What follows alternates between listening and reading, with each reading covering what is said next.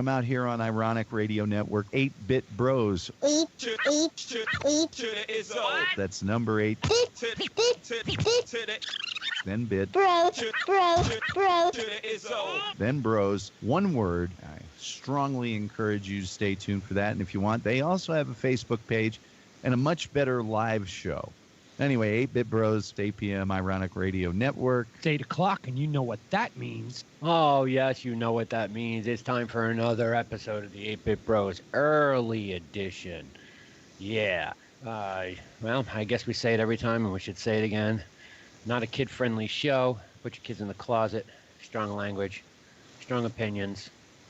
Some stupid, some not. But, hey, away we go. To the is on. Bro. To the is on.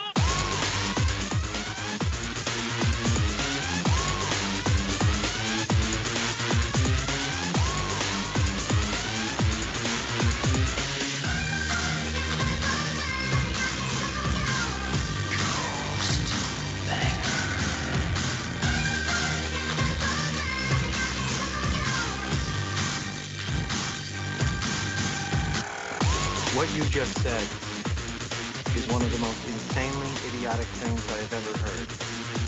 At no point in your rambling, incoherent response were you even close to anything that could be considered a rational thought.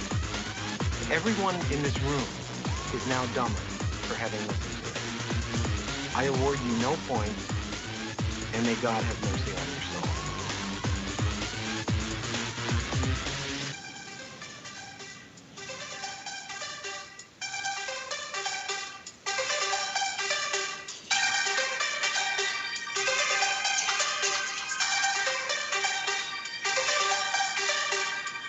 Oh, how do you like that, buddy? How's that feel? Oh, God. How's that feel? I'm listening to 8-Bit Bro.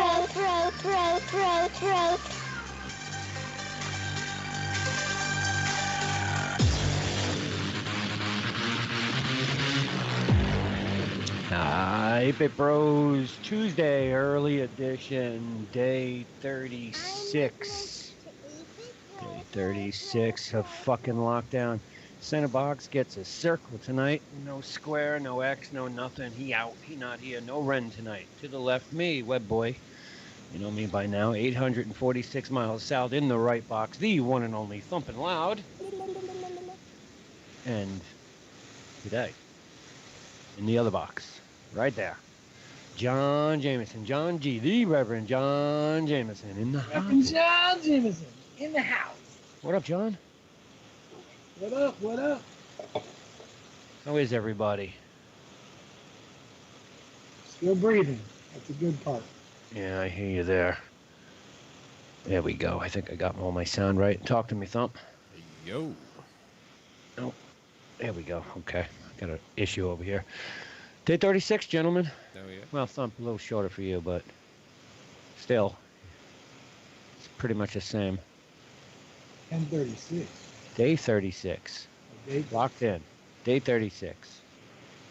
Then you get states like Michigan crying 7 days. We need to go out. And fucking Florida open beaches up. And fuck knows what else is going on in this country right now.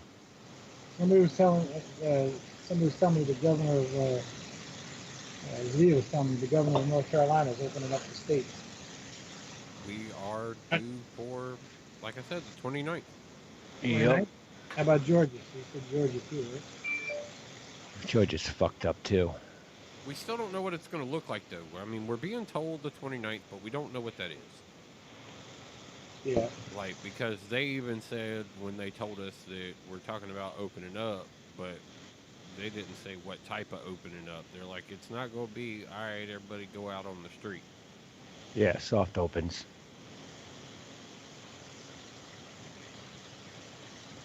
That's what they're planning on doing all over.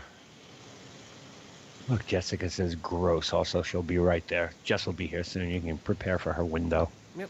I've already. I'm sure. I am sure. I'm already so far behind on everything else anyway. I got John set up and into a camera spot, and then when Yeah. When things happen, I'll have to move.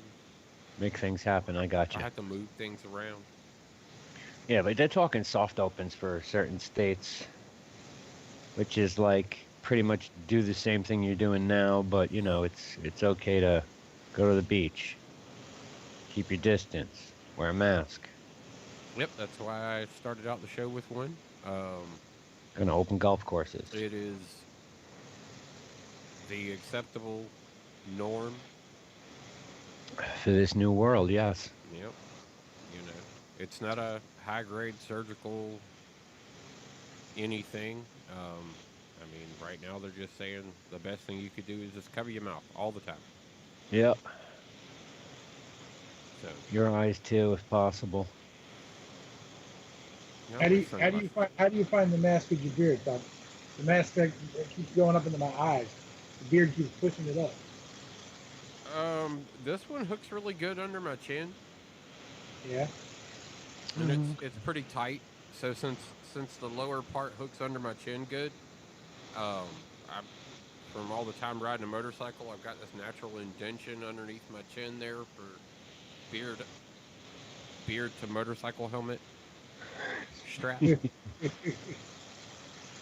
So it's kind of I'm fortunate in that aspect that chin holds on Built-in to it riding pretty gear. good. Yeah. Built-in riding gear. I love it. He's great. I haven't been on a motorcycle in so long. Me I was neither. gonna do one last summer, but after the heart attack, they kept telling me I couldn't ride, especially not a Harley. Yep. Yep, my Oh, mom was they- told for a little while after hers that she couldn't ride for a little while. That'll jiggle you all loose, John. Yeah. They're Yeah. not that bad anymore. Maybe they act like one of them, them old time machines you used to see with those people sitting with the belt around them that would just jiggle the fat off you, Might want to restart your camera, John. Who? Me? Yeah, because you've just been looking at the screen for the longest time. You haven't blinked or moved or. Is he frozen? Yeah, that's what it looked like. I was like, it looked like he might be just kind of stuck in place Starting there to for a worry minute. about my computer here. Just shut your cam off and There turn it it is. back on. Shit. Yep. I'm starting to get worried about my little computer here. No, yeah. Well, you're on that. I got a Surface. Right, you're on that Surface. Is that a Surface Pro or Yeah, but it's I bought it in 15, so it's Gen like 1? Yeah, no, it's a 3, I think actually. Not bad though. But I it's like them. starting to act real funny. I like Oh, I them bet. better because they can act like a desktop. Yep. I got it hooked up to 2 monitors here. Hell yeah. Hell yeah. So what's new since Thursday, Thump? Anything new and exciting? Yeah, you got the seat hooked up to the PC and trying your hand at iRacing. I see a lot of people doing it now. It's coming up on my Facebook feed constantly now, especially guys who are fans of the New York Guardians. They're all fucking either iRacing or playing some sort of championship baseball league or some shit. Yeah, decided to take my little jump into the pool of it. I went through a fucking ordeal today with it though. Like Yeah. today was my first day on the track in iRacing. I've been finishing all kinds of other shit. I've been playing Forza. Like today I just started iRacing, so I'll go back on this one. Like since last week, I finished out all the campaign shit. I am done. I am an elite Forza Master Champion. Look out. So it's finished. There is no more series races for me to run. All right, okay. I have officially done them all. So that is complete. All the championship outfits are done. All that shit. Like I got all my cars. I'm solid. Now it's just about like running multiplayer or stuff like that. So I've got it downloaded over here so that I can play over here as well. And so I can still play Forza. And downloaded iRacing this morning, got everything moved in here, and started setting all the shit up. Huh? I haven't done much of anything to do with anything that has to do with fun. I've been busting my ass, working my ass off lately. I got a stack of laptops here that need to be fixed. Well, fucking today was a chore for me, man. You know that our shifter that we got, the T38A Uh-huh. or TH8A, Right. there's two cables that come off the shifter. It's one or the other that screws Right. up to the base of it. Right. And I had the one for so long because all I ever did was play on the console. I never played over on the PC. Well, I get over here and it wouldn't recognize my shifter because the shifter there plugs into the base as one unit, and Xbox and PlayStation recognize that. Right. The PC doesn't.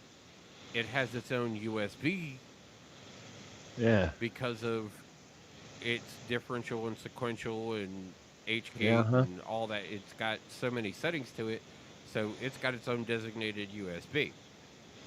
I didn't know where the fuck I put that cable after all these years of having that damn equipment. And so I tore apart, like, I couldn't tell you how many fucking totes today. In every area I could. I have some out here in the pool room. I've got some up in the attic. I got some out in the garage. And it was just like I was in and out of every fucking thing today, just trying to get that shit. And finally found it in the garage and got hooked up. I got to run for maybe an hour this afternoon. Like, full-fledged. Got to get on the track with the car and go. And I ran tests for a little bit to see how it felt and tune my steering wheel a little bit more to give me a little bit more force feedback, and because I was missing something and wanted a little bit more feed into it. And so I started working on that, got all my fucking testing out of the way, and felt like I was capable of hitting the track. And I went into a practice session and said there were 16 people in the session, but when I got in there, wasn't nobody in that motherfucker. I never saw anybody the whole time I was running around the track. And I was hoping to be able to get a good draft time on somebody to be able to put down a really, really solid lap, you know, so you can get a little bit of draft, pull up on somebody, use them to propel your lap time, you know. And I tried.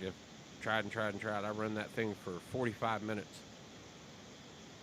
with nobody, just never. I'd run for a little bit and then I'd hop off and get new tires and, you know, do a pit, go run again. That second lap, I could get it a little faster, then a little faster. Out of that session, I ended up, for my first practice session, I had the 9th fastest lap time. Oh, okay. 9th fastest time? 9th, yeah. Yeah, it took I a think lot, that I- man. I think that The I- car handles, it's a really unique, like it's Charlotte at the Oval, and I've got down to a low 31.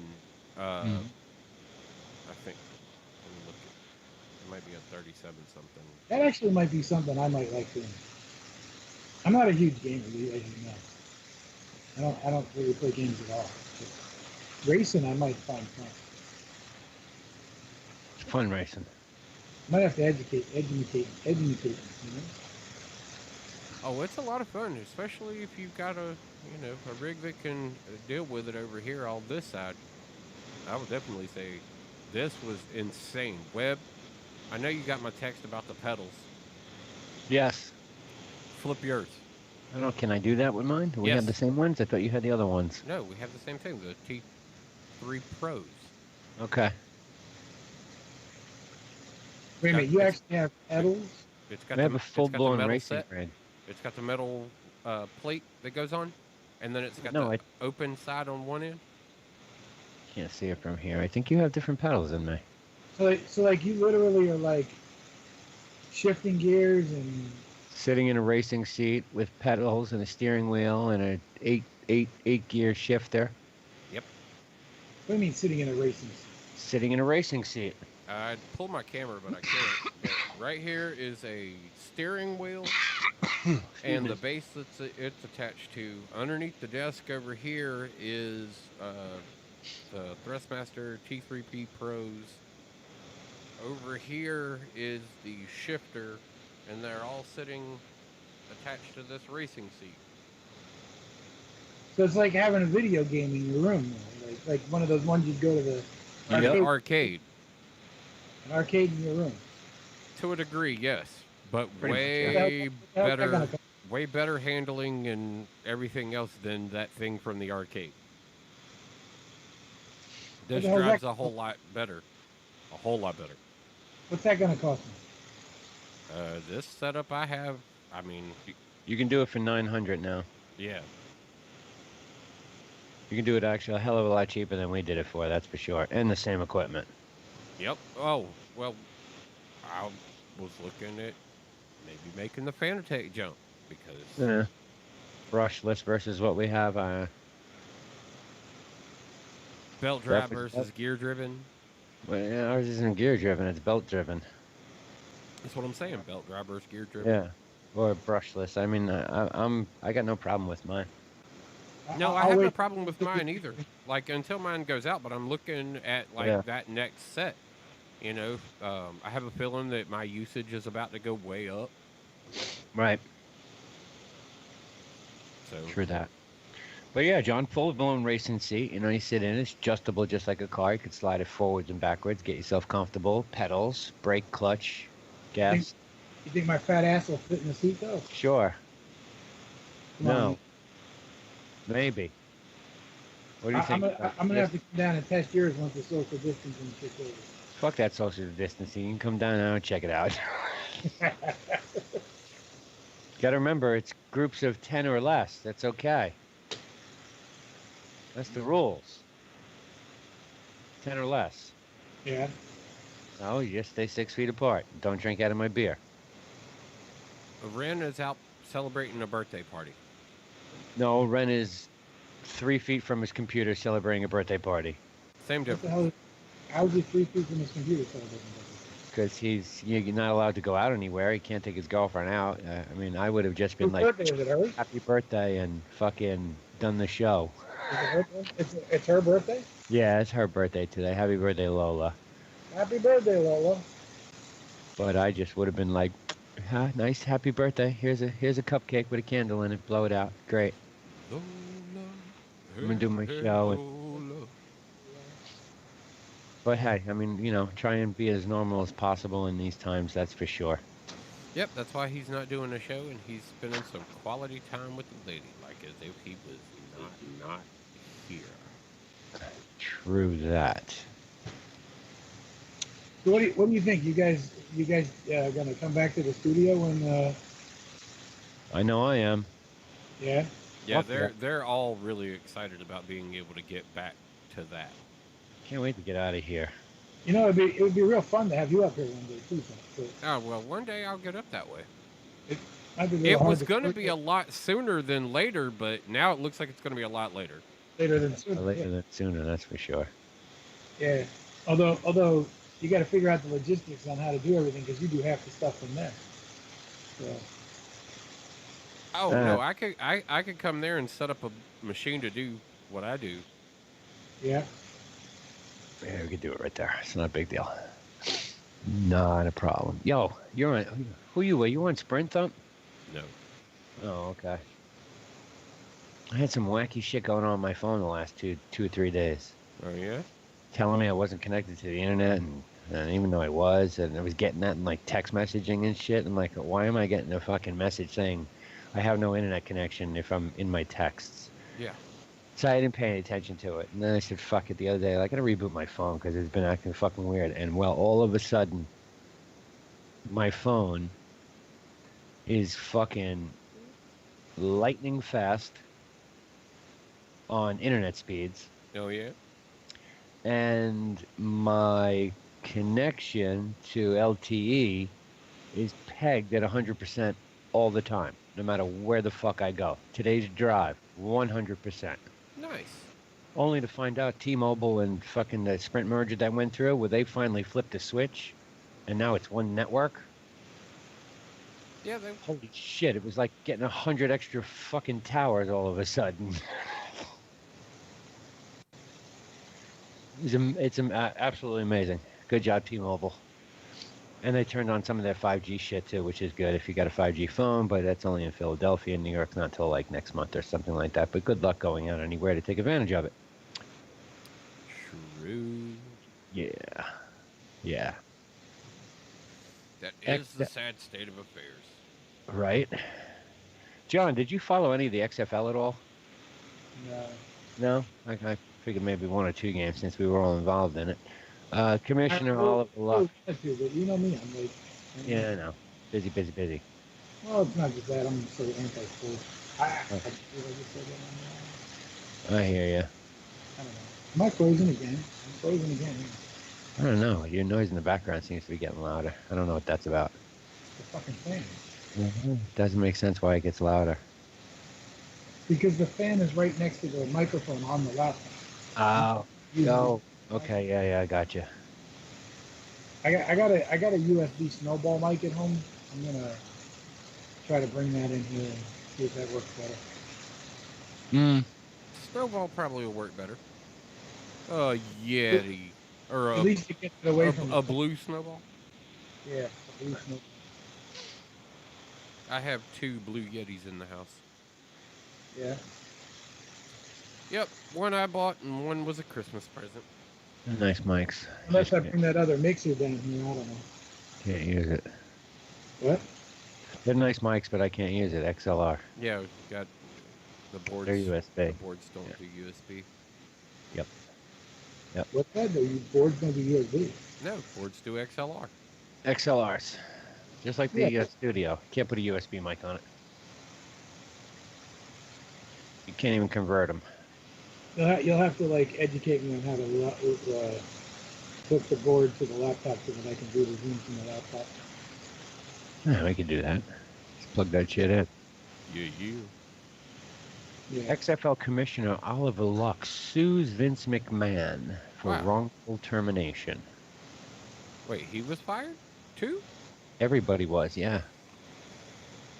They shut down and filed for bankruptcy, and he was named in the bankruptcy as a person not to get paid. Who filed for that? Ooh. XFL. Really? Yes, sir. Yep. I was telling Webb as it was happening, and he was like, "What are you talking about?" I'm like, "Yep, it's going down." And he's like, "I'm not seeing this shit yet. I've got people into what is going on." I was emailing my people like, "What the fuck?" And I'm getting I'm hearing shit. Why am I not hearing shit from y'all? I'm hearing shit from other people. He was like, "I'm not seeing this anywhere. I'm not seeing this even my people. The emails I got from my people." I'm like, "Dude, it looks like it's going down." Yeah, so he sued him. He wants his money. Allegedly, there's like a 5-year contract worth 20 to 25 million. No boy. Yeah. You know, the commissioner gets paid big bucks. In any sport. Uh-huh. But yeah, fucking... That's a lot of money to be playing with. Oh, yeah. Fuck yeah. Alright, so where are we at on a map? We haven't talked about that. We usually... Okay, 2.5 million confirmed cases worldwide. Yeah, Now our we've COVID, got- our COVID maps, our JH. Now we've got total testing numbers. Do you notice this on the new map? Yeah. Yeah, so now we have the number of people tested. Right. Instead of... But now the more proactive test seems to be the antibody test, but they can't seem to get one that they all agree on is accurate. Yeah. I'd like to take the antibody test. A lot of people would like to take the antibody test. Because, like I said, I think, from what I've been reading so far... There are and this- asymptomats, and there are people who think they might have went through something a little early on. Right. Look, we said this early on, and I said it also. I think we're all fucking exposed already anyway, period. I said that weeks upon weeks ago. This shit's been around since November. Don't care what anybody says. And California in a small roundabout way, kind of proved that today. Where they released their antibody testing numbers. They tested 1,000 people randomly, and 782 of them tested positive for antibodies, and 90% of all of them never had the COVID, or at least never went to the hospital for it. Yeah, but So those asymptomats, like those numbers are going to be kind of weirdly inflated, and you'll never get an accurate timeline on no, when these people may have been exposed. Like no, because exposure is you just because you don't get COVID doesn't mean that you weren't exposed and weren't exposed. your body took up arms. But like you can't be like, oh well, November was when that happened. You can So just be like, it happened. if you did the math on take the 1,000 people and multiply it or divide it by the population of the town and times it by the number of people who tested positive, you come up with an average for the state of California, which is like 22 million infected. If you believe the fact that all these people tested positive, even though they never had any symptoms, which is quite possible, and believe in the fact that this shit's been around a lot longer than fucking January. I mean, it's hard to believe that because how come no one was in the hospital? And the first person who went to the hospital, patient 0 or patient 1 in the United States, excuse me, was what, January?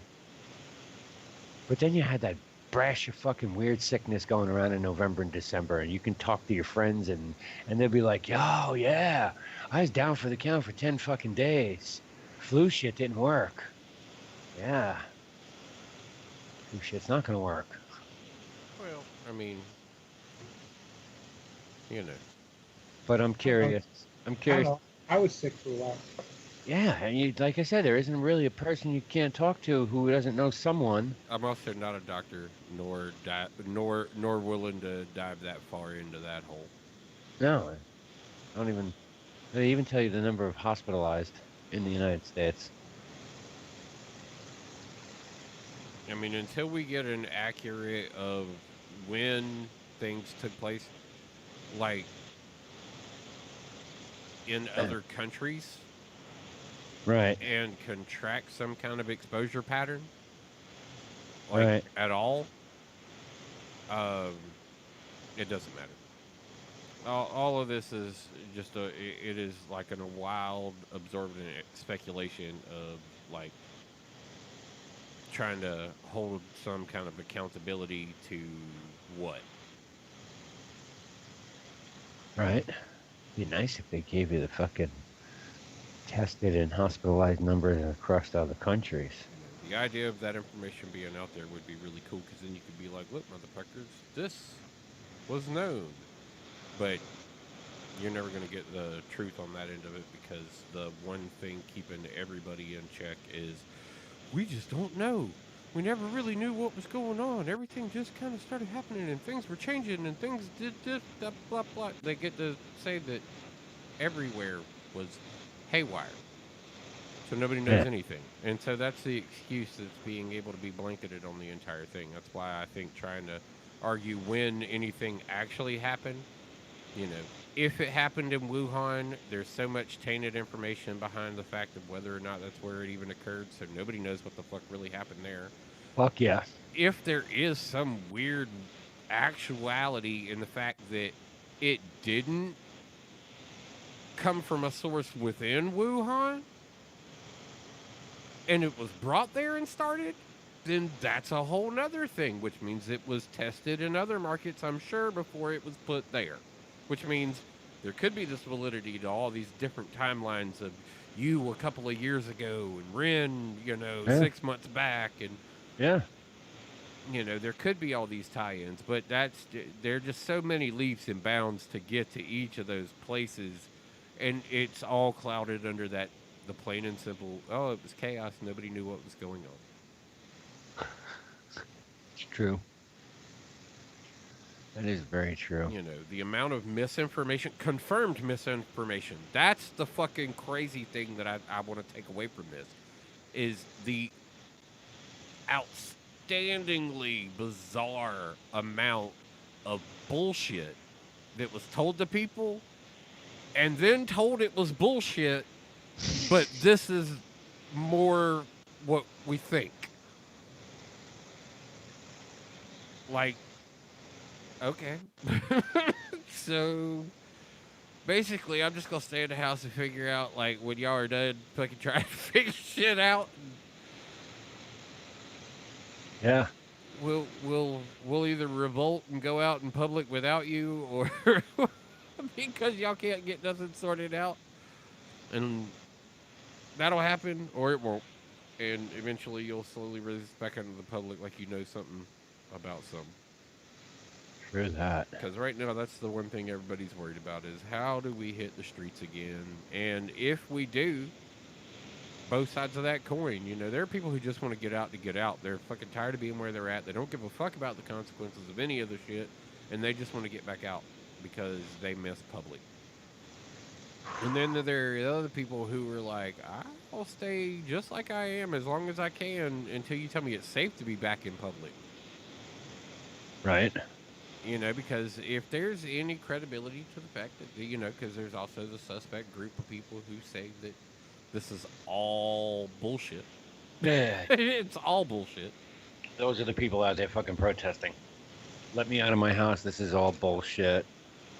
Yeah. We've had very little deaths in our city. Yep. Meanwhile, the United States is 10 times what China is, allegedly. Well, and that was a statement that was made by North Carolina's governor as well, was that we're not going to do a county-by-county opening. So go ahead and put that fucking shit out of your head. There needs to be some sort of group choosing. Like the way, Well, all I'm saying is Guilford County, okay? yeah. I got Forsyth County. I got there. We'll just say I'm next to Forsyth County, okay? Right. So if I open Guilford County, how many people do you think that live on the edge of Guilford County know people in those other places in Forsyth County on the border Oh, sure. of that area? And how many of those people do you think are going to be willing to go see those people because Right. Guilford County's back open? You're right. Exactly. So that's why you can't do county by county. And the fucked up shit is how we opened it. Go ahead and roll the phone over. What? Go ahead and roll the phone. There it is. Oh, wait, no. Wait, yes. That better? Once it... He's got it locked. Oh, that's right. He does have Oh, it. yeah, fuck. He's got his screen rotation locked. Yeah, no, I understand. That's because he's an Instagram model. Yes, that's what I am, an Instagram model. No, but Shaking you my are. booty on Instagram. That's what I do. You're absolutely right, man. You can't go county by county. It's weird to go state by state, too, because if we looked at what happened when we did that, slowly shutting things down. The inverse of that didn't stop it from getting to any of the other places by shutting more and more of them down as it got to them. So I don't think the inverse of that and trying to open things up in the opposite direction of the way they shut down is the proper way to handle that either. But we don't know. We don't know what they're going to do, and we don't know how it's all going to be handled.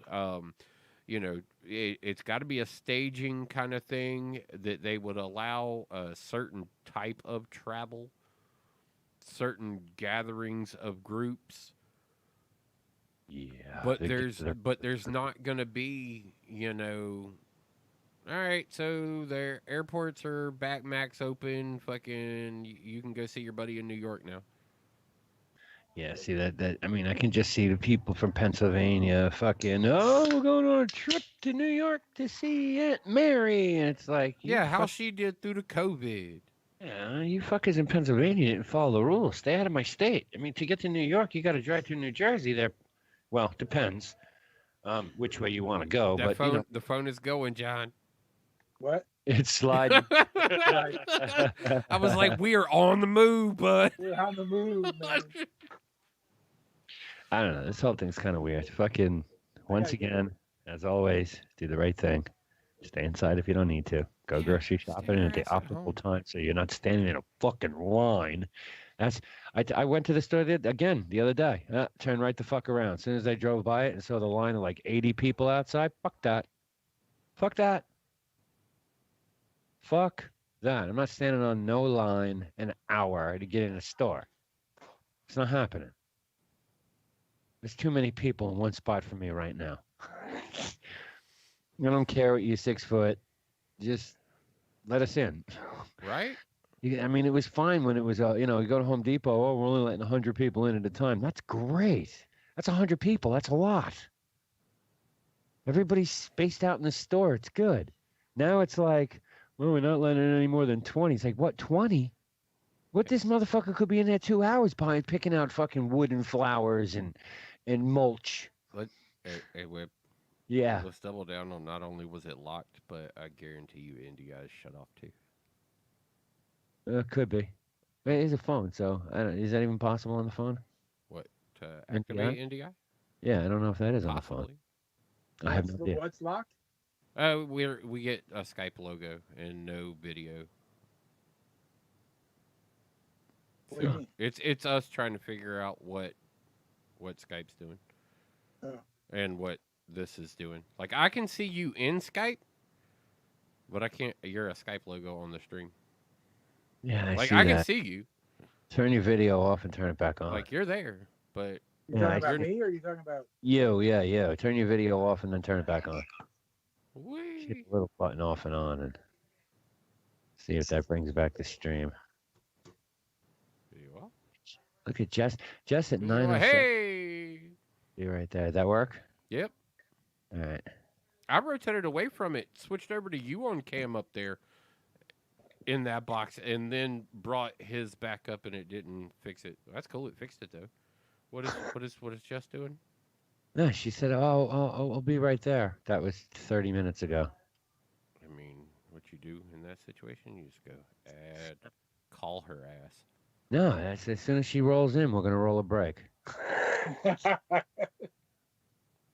Yeah, we still got time though. 20 minutes. Yeah, I know. She's unavailable anyway. All right. So on the other end of like shit like this, Yeah.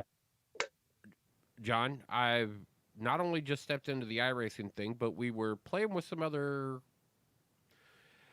There's all these things like this, like what we're doing. We're over Skype right now, Zoom meetings, like Slack. There's all these things going on, and every bit's got like all these little bells and whistles they're trying to build to make their platform the next stay-at-home communication platform, right? Yes. Right. So Webb got to hop in when Discord the other day made another advancement in their process of the platform. Essentially, with Discord, you can now start a live PowerPoint and teach a class of 50 people, because you can have 50 people in a live event now. But Yeah. teach a class of 50 people, and they can raise their hands and shit to ask questions in class, and once given permission by a moderator, like, could be, like, the teacher would be the one, be like, oh, Timmy wants to ask a question. Boom. And it can be regulated on that level. But Webb was in the other day and got to experience some of that. He was on a laptop that didn't have a mic plugged into it at the moment, but he got to experience one person broadcasting a video game that they were playing, while also themselves being on camera in a room with me, also being on camera, and him in his room also on camera through our Discord channel that we traditionally run. So it's just everybody's in that market right now really trying to jump into this. And I mean, I don't know how often y'all are part of it. There was a mystery assessment the other day that how did Zoom instantly become the thing that everybody was immediately flagged to? Yeah. Well, you got Like, stuck. what was that? All these things that already exist, though. All these things that we were actively already using, and out of, like, the thinness of air, even though it did exist, but it was a security-riddled mess when everybody knew of it, Yeah. that it became the biggest and baddest thing on the block. Like, it shot to the front with everybody. It was everywhere. You saw late night TV show hosting Zoom meetings. You saw companies all over the place that decided that they would do their meetings from home, some of which were already using Zoom, but doing more Zoom meetings. Like, everybody went there. Yep. You want to see the next one? Go take a look at StreamYard. StreamYard, huh? Yep.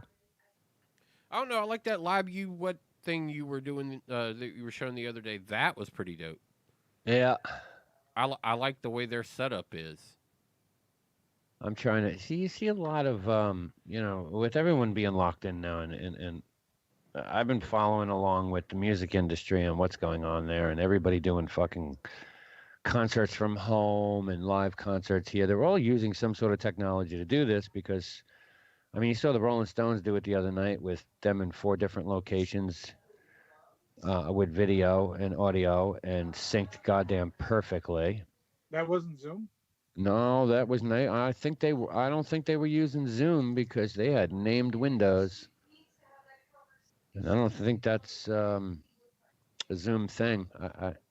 I've seen plenty of Zoom meetings where there's no names on any of the windows. I'm I mean, telling you, we can capture all those NDIs separately inside of Discord.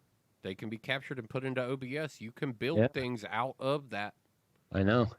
So and it's on time. Like, that's the good thing about that. It's on time. Like, we were watching the game when you tell the guy, like, we were watching a buddy of ours drive on the racetrack, and we're able to tell him on time of, hey man, you're doing this. Hey, you need to stop doing that. Hey, you can pull in a little this way. And actively, as he's going around the track, being able to give him that kind of direct coaching instead of like through a stream where you would traditionally be getting a delay where it's like, all right, you say something in chat to that guy, and then it goes to the stream, and then he gets to read it, and then he responds to it, and then the adjustments are made on stream while you wait for that conversation to actually happen on stream. You know, so there's all those built-in delays when it's a stream thing, but like through like a Discord and potentially even through, I'd say through Slack, if it's just that there's such a cost per user basis. Yes. You know, where Discord's not cost per user, Discord is wide open. You can buy Nitro, which helps boost your servers, but it's not. It gives you a better bitrate audio wise. Is what it does. Yeah. So you saw the Stones do it the other night. You've seen. I mean, I don't know if you tuned in to any of the Willie Nelson shit. I mean, they were doing it over there. I did. That was hilarious. Yeah, I watched the whole damn thing all goddamn day. Well, I had an an angry show to do, which we connected just fine yesterday. That was wonderful. No, I saw that. I was confident I had fixed that. Yeah. We even watched Cypress Hill. They had the 4 windows going on with guys in different places, and then that was dope when they did their concert shit and did that whole music video. Like, that shit was. I was amazed at how on time that was and how good that sounded. Yeah, the best I have seen so far, and you can go check this out for yourself. It's right there on YouTube. Just go to YouTube and go to the Third Eye Blind channel, which I believe is spelt normally, all one word. I've heard theirs was good. They did a 4-song set, which they just released as an EP, and all proceeds being donated to the, I think it's the Live Nation artist charity, whatever the fuck. They did a thing. It's called So Alone, So Alive. They have 4 songs. All the band members are in different locations. They did a 6-camera shoot, and it was mixed. So at one point when the lead singer was singing, he was on the screen in 3 different windows. Nice.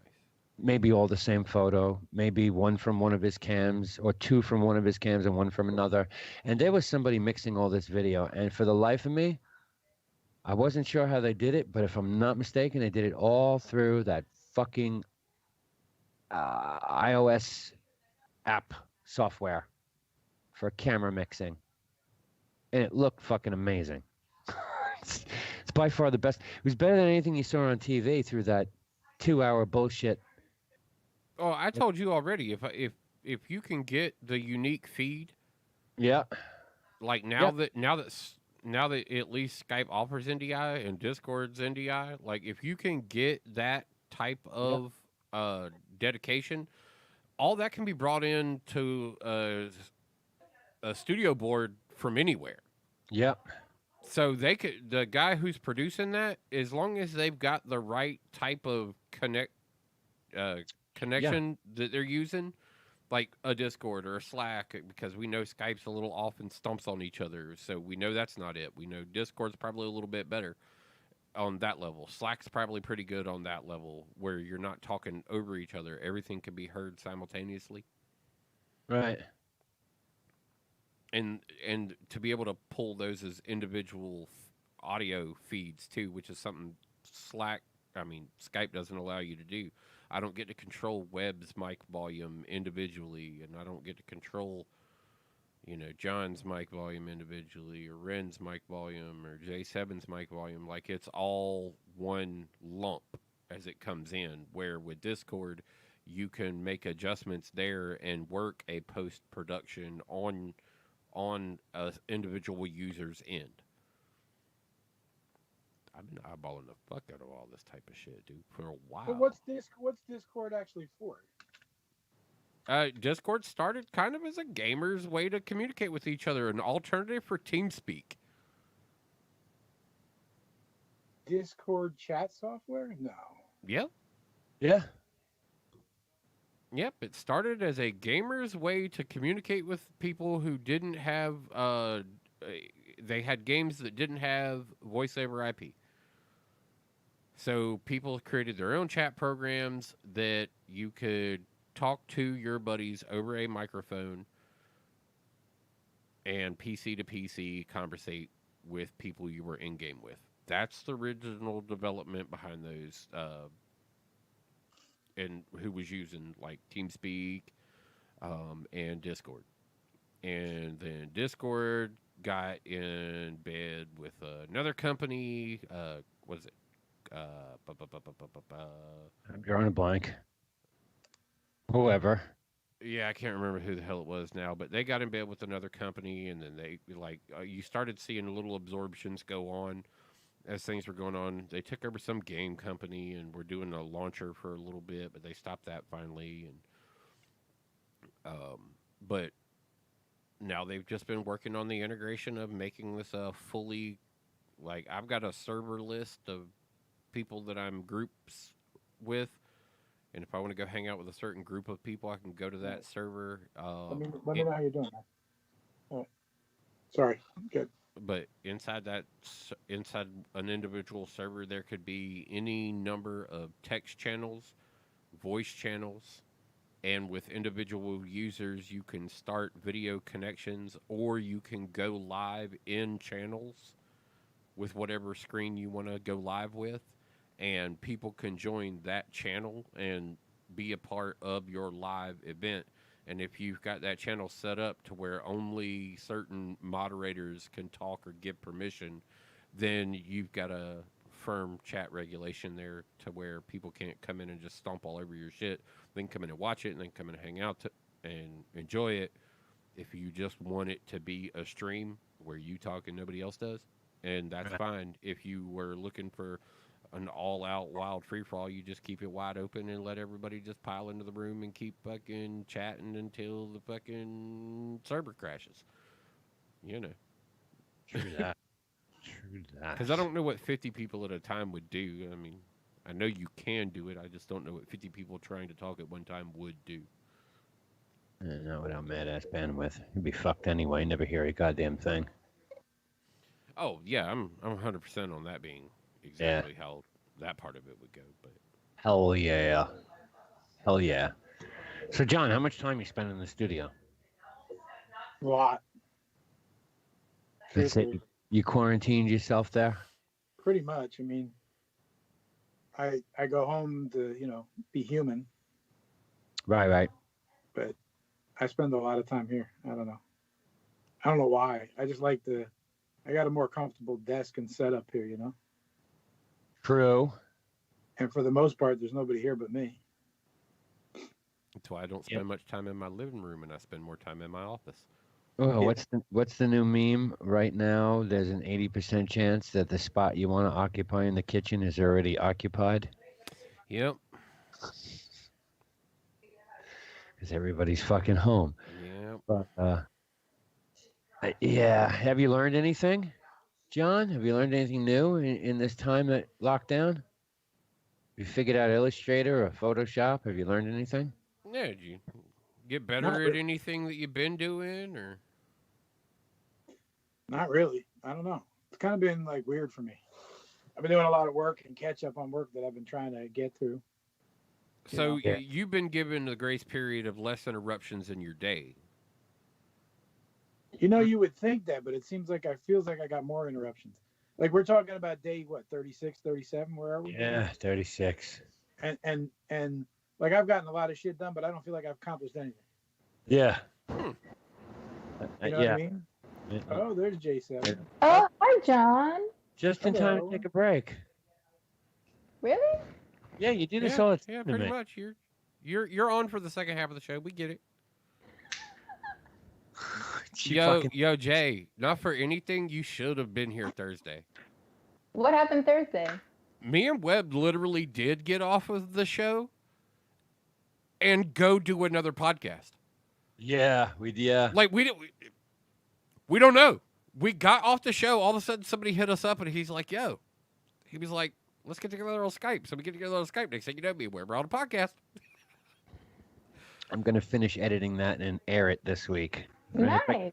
If I can get it done for tomorrow, I'll do I try and air it tomorrow. Yeah, on it's fucking insane. Facebook. Oh, that sounds fun. All of a sudden, it's like I don't know. It was like fucking 1 o'clock, 2 o'clock in the morning. Me and Weber finally were out of that, and I'm like, I'm what like, the I gotta go. I'm like, what the fuck just happened, Webb? He goes, I don't fucking know. I was like, we just did another podcast, right? He's like, yeah. I was like, we did his, right? He was like, yeah, we got one for us too. I was like, son of Tabletop a role bitch. playing. We talk role playing games for a good hour. Yeah. Dragons, role playing games. You Yeah. ever play We talked shit? tabletop role play, LARPing, like the whole, yeah, that whole canal. Do you ever play anything of those tabletop games like Dungeons and Dragons, stuff like that, John? Oh, John. Well, both of you. No. Well, you know what? I played Yu-Gi-Oh when I was growing up. Like when I was So a in little like bit of high a card school. flipper. That's a little bit different down the line, but still Yeah. still in the wheelhouse of a good tabletop. Yeah. So I played Yu-Gi-Oh, and what else did I play? There was another one. Wasn't there another one? What the hell was the game with all the men and there was like war around the world? What the hell was that called? Risk. Risk. Yeah, that was like Yeah. one of my favorites. But that's like nothing like what you're talking. That is the #1 favorite strategy game of mine all time. Stratego, take the Now, pizza. well, I like Stratego too. Stratego's good, but I like Risk more World domination. for a big group of guys to get together, gals. Sorry. Yeah. Big group of folks they to can't get together and fucking get into a mad ass fucking Risk war. Yeah, they made that especially game, if you got the big map. they made that game great when they took it to the computer. Oh well, I like the different versions that have come out on the computer. Yeah. They've re-released kind of the OG again, just recently. Hit one of the markets, I can't remember where. But it's like OG Risk, like the good old fashioned Risk. I like that one they had there for a little bit. It was kind of like cartoony, that had the zombies, the robots, the cat, Yeah. you know, Yeah. as the players. Like that part, that one was cool. I really like that version, but just good old classic turn Risk was amazing. See Keith in the chat room here. He's like, yeah, D&D old school. Absolutely. Played a bit of chess too. I think we all played a bit of chess. Yeah, me and my cousin got into that. He came by over the weekend too. And yes, Keith, I am still on the beer thing. I got rid of the indigestion. I switched to White Russians. That got rid of the indigestion for a day, and now I'm back on the beer kick. What? You switched to White Russian? Yeah, Yeah. to help calm his heartburn down. Yeah. After 31 days of drinking, and I mean literally nothing but beer, I mean, Well, Bloody Mary's in the morning, but well, Bloody Mary's in the morning, but getting in the car like every other day and driving to another brewery where they're doing curbside pickup, call ahead, order a bunch of beer, pick it up, drive home. I've hit, I don't know. I'm going to Belford this week. him and Ren have been doing this. Oh, go tag this place. Go tag this place. Oh, go tag this place. Hey, have you been by here yet? You should probably go by here. That's what they've been doing. I'm spending a good like $80 a day or every other day on craft beer. Easily. Well, that's way too much beer. Well, Way I too had much. indigestion. Well, and- not when he's getting like maybe 18 beers each time he goes, but Yeah, not a hell of a lot of beers. It depends. 4-packs and 6-packs. But it's the 4-packs of the big can, so that's good. But yeah, so after drinking like 31 days of straight beer, I started getting indigestion. And I realized it was getting bad when I was eating the Pepsid for like 3 days. And then I finally was like having a beer and having indigestion or heartburn, whatever the fuck you want to call it. Run upstairs, get 3 Pepsids, chew on those, and wash it down with a beer. And I knew the beer was the problem.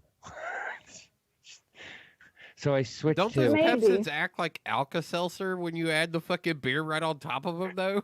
I don't know. It got rid of the indigestion. That's all I know. So I switched to White Russians. I figured all that milk would be good. It would coat everything inside.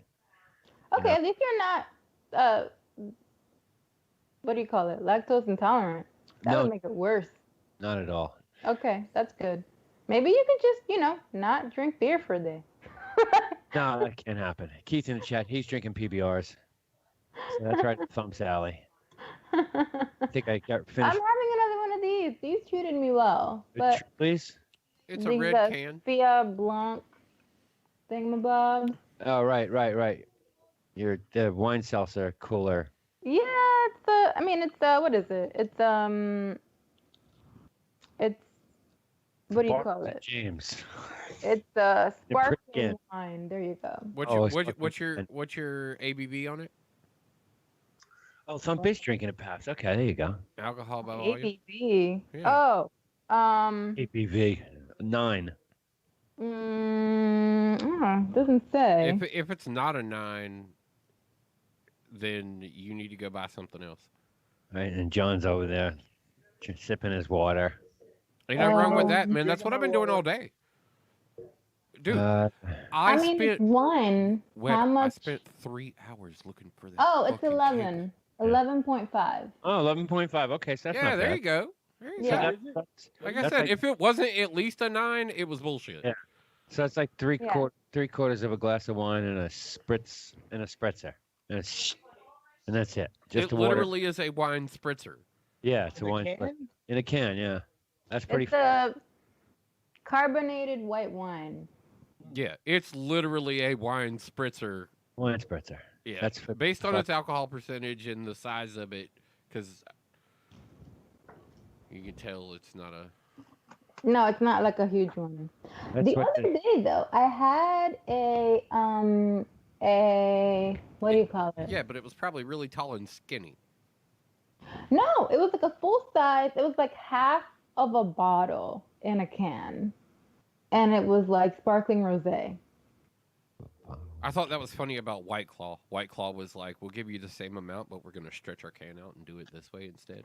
Yeah. Yeah, I don't know. I've never. Would you believe I haven't had a White Claw yet? And everyone's been like, "Oh my God, White Claw." Yeah, actually, I would believe it. You see, Jam. we are not hipsters. No, that's a total hipster millennial. White Claws, feel it. for some weird reason, man, they hit this certain line of people, and you can see it. Even the little branches that come off of them aren't really far off of that main line, and you're Nope. not on that. You're not even on one of the branches. Yeah. Okay. Yeah, you fortunately missed that. Like, I'm proud of you for not having a White Claw. This is a grand achievement in your life that you will look back one day and be like, man, all Me those too. dumb motherfuckers who got diabetes and died from Right. drinking White Claw. Are these sweet? It's like that fucking Monster. I don't drink that either. I've never had a Monster. You've Never never had- had a Monster? I've never had. Nope, not a I Red don't Bull. need it. I've never They're felt all, like, like, oh, you know what I flavored need in my zero. life right now? Some carbonated sugar coffee Like, Yeah. I'm making them. I'm doing the whipped coffee, except I'm making the whipped White Russians. oh, what is that called? The Voss something? I don't know. It's called whipped. Oh. That's all I know. No, there's this coffee thing going around right now, isn't Yeah. there? Like, Yeah, where you like get coffee and you whip it and you add sugar to it. Yeah, yeah. And you serve it on top of milk, right? Yep. Yeah, yep, which yep. you also whip. Yep. Yeah, yeah. Yeah, Froth you that you shit. whip For that. you When whip I was both at- to a nice froth and kind of make a mousse out of each. Yep. Yeah. So, Moose. A mousse, yeah. Yeah. M-O-O. Dalgona Two little coffee. dots on it. Don't forget the 2 little dots. It's most important. All right, let's take a break. A bio break. We'll get back with Hoka Jess. John Jameson Yeah, in we'll the catch house. up with what what's happened going to on Ren? with Jay. Did he not make it today? He's No, see, nobody heard Ren. I know, nobody listens to him. He said he wouldn't be here. He did? Yeah, Yeah. he's celebrating his girlfriend's birthday. Oh, okay. Good for him. We should call him. Nah, leave him I alone. did at the start of the show. Yeah. And you were like, what's up? And he was like, I told you. Oh no. No, wait, I'll DM you the credit card and just add some fucking minutes and call him on his phone. Lol. Lols. All right, let's take a break. Yeah. We'll do a short break, and we'll come back and bullshit some more and find out what Jess has been up to. And since 9. since 9, 2, 3, 4, 5, 7, 8, 9. That's gonna get me in trouble. 9 was Okay, supposed 4. to be Wait, no. Can't be 4. Not It's got to 4. be 5. not 4. We did 5 last time. God damn it. 7. Okay, I can do 7. We'll probably get in trouble for that, but I can do 7. I'd rather have 9 if we're getting in trouble. 9 is Lizzo. Yeah. Okay, I'll give you Lizzo. We'll get in trouble then. Fuck it. We'll go Truth Hurts Lizzo. 8-Bit Bros, Tuesday early edition. John Jameson, J7 in the house. We'll be right back after this. Okay. Do you like to laugh? Are you at one with the haha? Do you like your comedy coming over the streaming medias? If so, then go directly to Amazon right now. Do not hesitate and download Jim and Drino's Not Dead Yet. Recorded live at the world famous comic strip. It is a giggle a second fun fest. An hour of me for you. Jim and Drino's Not Dead Yet. Available only on Amazon. Before you realize that life is a lie, you're running out of days. Well, I'm too damn old to rock and roll, but I'm too young to be singing the blues. Hi, I'm Snowy Angel. And I'm Kinky Candy. Have you heard of Spunk Lube yet? Oh, you have got to get it.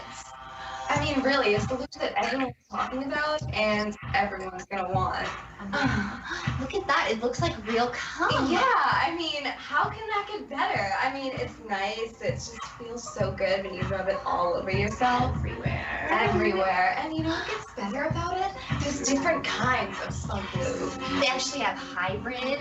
Yes, and they have different colors too. Like they have pink and yellow and even green. Like, what can get better than that? If you want like the kinkiest, spiciest nights, yes, Spunk Lube. Oh, hell yeah. Get spunked today. Get today at spunklube.com. That's right, spunklube.com, and don't forget it. Get yours right now.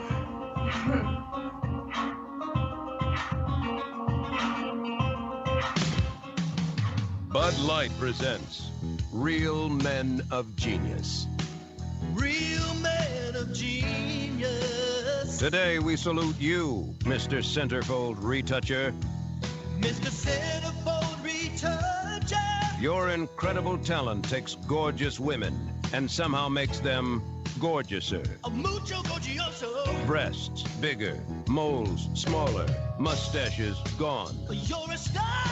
Thanks to you, hot wax is a thing of the past, and working out is for suckers. Ancient history. Any artist can say their work is in a gallery, but how many can say their work is stuffed under mattresses around the world? So crack open a nice cold Bud Light, old Da Vinci of the derriere, because thanks to you, we can enjoy real beauty the way we like it. completely fake.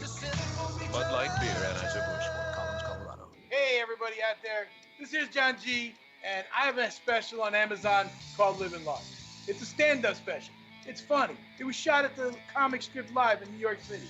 You're gonna love it. You're gonna see me at my big.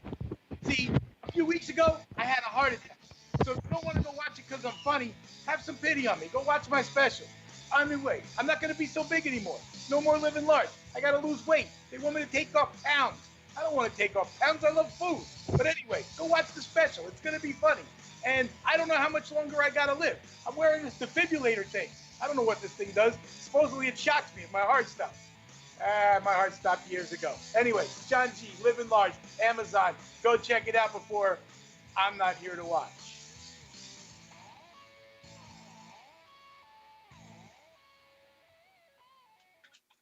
Listen and imagine.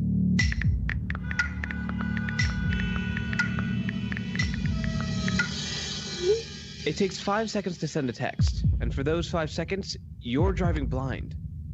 Life is worth more than a text. Stay alive. Don't text and drive. Visit StopTextStopWrecks.org, a message brought to you by the National Highway Traffic Safety Administration, Project Yellow Light, Noise, and the Ad Council.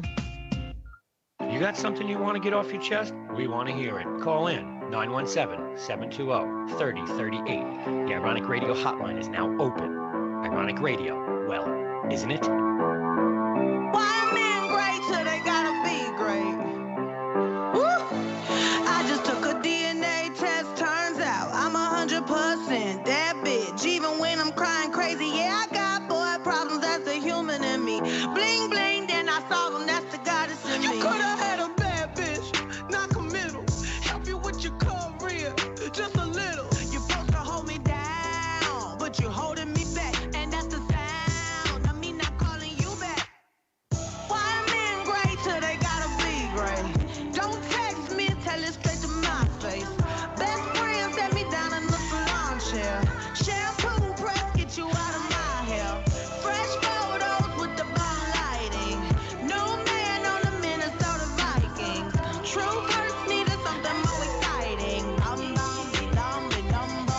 You tried to break my heart, oh that breaks my heart. That you thought you ever had it, no you ain't from the start. Hey, I'm glad you're back with your bitch. I mean, who would wanna hide this? I will never, ever, ever, ever, ever be your side chick. I put the singing single, ain't worried about a ring on my finger, so you can tell your friend, shoot your shot when you see him. It's okay, he already in my DM. Why are men great till they gotta be great? Don't text me, tell it straight to my face. Best friend set me down in the salon chair. Shampoo press, get you out of my hair. Fresh photos with the bomb lighting. New man on the Minnesota Vikings. True first needed something more exciting. I'ma hit you back in a minute. I don't play tag, bitch, I've been there. We don't fuck with lies, we don't do goodbyes. We just keep it pushing like aye, aye, aye. I'ma hit you back in a minute. I don't play tag, bitch, I've been there. We don't fuck with lies, we don't do goodbyes. We just keep it pushing like aye, aye, aye. Why men great till they gotta be great? Don't text me, tell it straight to my face. Best friend set me down in the salon chair. Shampoo press, get you out of my hair.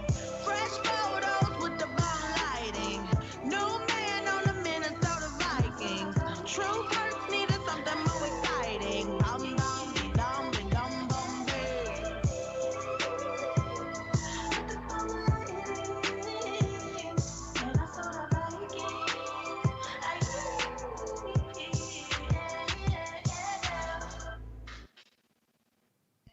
Bit Bros.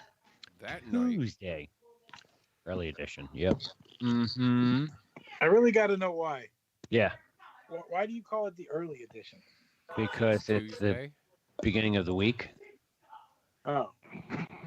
Because it's Tuesday. Ren got mad because I was saying the days of the week.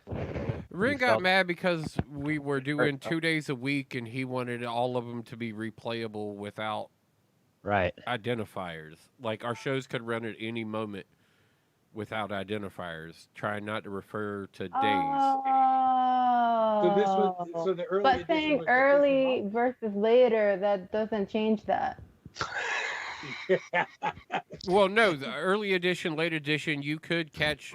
We could be, for all that you know, a daily podcast that has a early day podcast that like may run that early, and there could be a late edition. Okay. It All could right. be. It's a Yeah, possibility, but at least it doesn't go. This is Tuesday, Yeah. Yeah, true. and that was what his thing was to begin with. But we also knew shortly after that there was nothing we were ever going to be able to do to stop it. Like because even if web goes good for like half a show, Mhm. me or Ren will fuck it up. What do you mean? We'll talk about the day of the week. Yeah. That's what I mean. Tuesday. Like, why don't you just We got over it, and now it's just kind of an ongoing joke. It's something we Mhm. chuckle about every time we do it. Webb occasionally goes, "Welcome back to the early edition, Tuesday." Like sometimes it just goes that way. Like we fuck with it. We fuck with it. We understand kind of how it came in the window and went out the window, and Mhm. we understand the 9 people it may have smacked while it was in the room. Right. But we're Like- good. We're good with that. I think if like people, okay, so a couple of opinions on that. First one is the stuff that we talk about is like very of the moment, Socially relevant. right? Oh. So even if you say Tuesday versus Thursday, the minute people tune in and start listening and they hear us talking about whatever's happening Oh, this I got one for you. They'll be able to date this show to the day. Today, Yeah. Rob Gronkowski. Exactly. Hold on. Today, Rob Gronkowski come out of retirement and joined the Tampa Bay Buccaneers. Guess what? That only happened on one day in history. That's right. And yesterday was the Great American Smokeout. Yeah.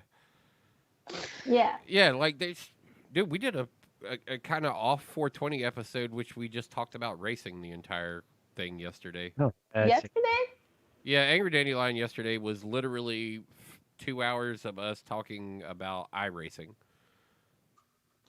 iRacing? Yep. What's that? Oh, iRacing. You know, Interactive racing. Yeah. I was thinking like Like a disease that caused your eye to do really weird shit. Oh, like when it twitches on its own? That's iRacing. like I. It's trying to get around the backside of your head so fast. Yeah, what's the matter with your eye? iRacing. Oh, my eyes racing. Yeah, my eyes racing. My eyes racing. My eyes racing. That's what they call it. That's a technical term. Remember 2 weeks ago when I said fucking Netflix? And everyone was like, well, who the fuck can afford that stock? Yeah, would it go up 100 points since then? 15 million subscribers they grabbed, bro. Who? iRacing? No, fucking Netflix. Oh, Netflix. Oh yeah, I mean they're doing really well right now. They blew their estimates out of the water. They were only expecting 7 million. Yeah. Well, 15. everyone's stuck inside. 182.5 million people. Like nobody honestly understood what global pandemic meant, okay? So Yeah. people being off on their numbers anywhere, Yeah. in any fucking avenue of their conversation, being slightly off about what they thought would happen during a global pandemic. I don't fault you for being wrong. No, it's understandable. None of us are prepared for this. No one could have foreseen. Wow. Hell, Well, Obama- everybody likes to It's point, like like that's the big thing right now. 19 Well, you were wrong. Yeah. I mean, Obama had an entire speech about how the United States needed to be prepared for a pandemic in the coming years. And that He was did.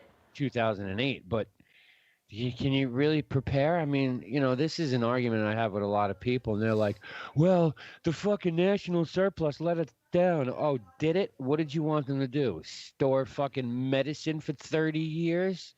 You know you can't do that.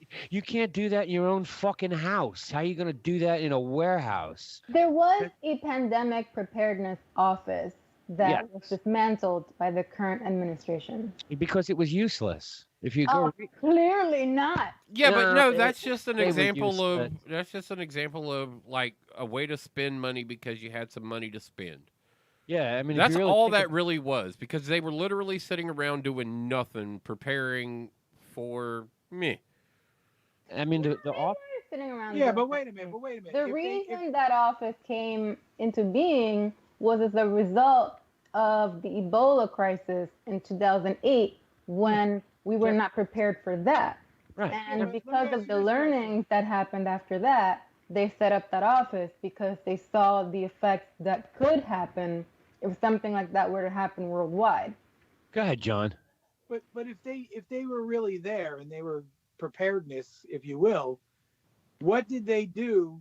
What policies did they leave? What procedures, whatever, did they actually put in place that even though they were dismantled, that they put governmental procedures in place that would have protected this or predicted this or handled this? Who knows? That's a good question, actually. Well, if there was a surplus of preparedness that actually existed, and the organization was broke down, what do they do with the goods?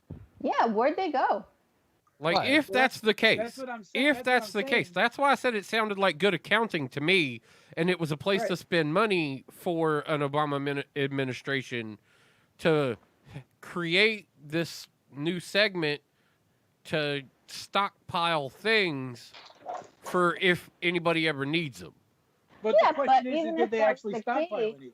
Okay. Well, that's what I'm saying. Did they stockpile anything, or was this just a clever exchange of, I have some information on this because I've actually looked this up and did some research on it.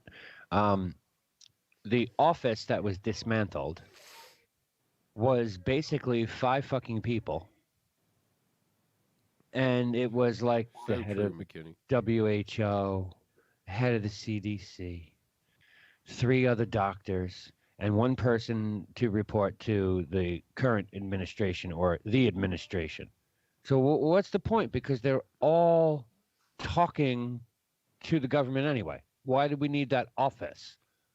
It was pointless. It was just a waste of money. That's why it was dismantled. Well, not for clearly, it was not for anything. pointless Who in because- CDC didn't because do we were anybody any not favors prepared. anyway.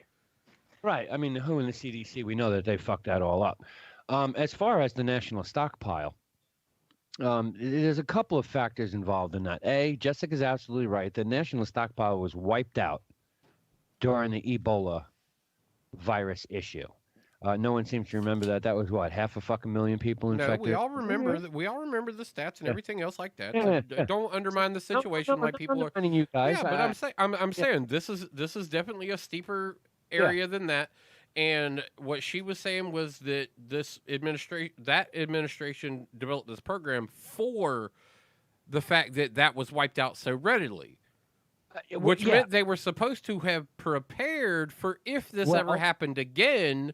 Okay, And now that apparently, what we're looking at is even though the agency was dissolved, the board of whoever was dissolved. Right. What happened to the supplies? The current administration is the current administration at the time is supposed to be the one to rebuild the national stockpile in the 7 warehouses around the country. Decisions were made, and I think some of them were smart decisions. Personally, what are you going to do? We're going to load up the 7 warehouses with a flu vaccine. No, more useful PPE.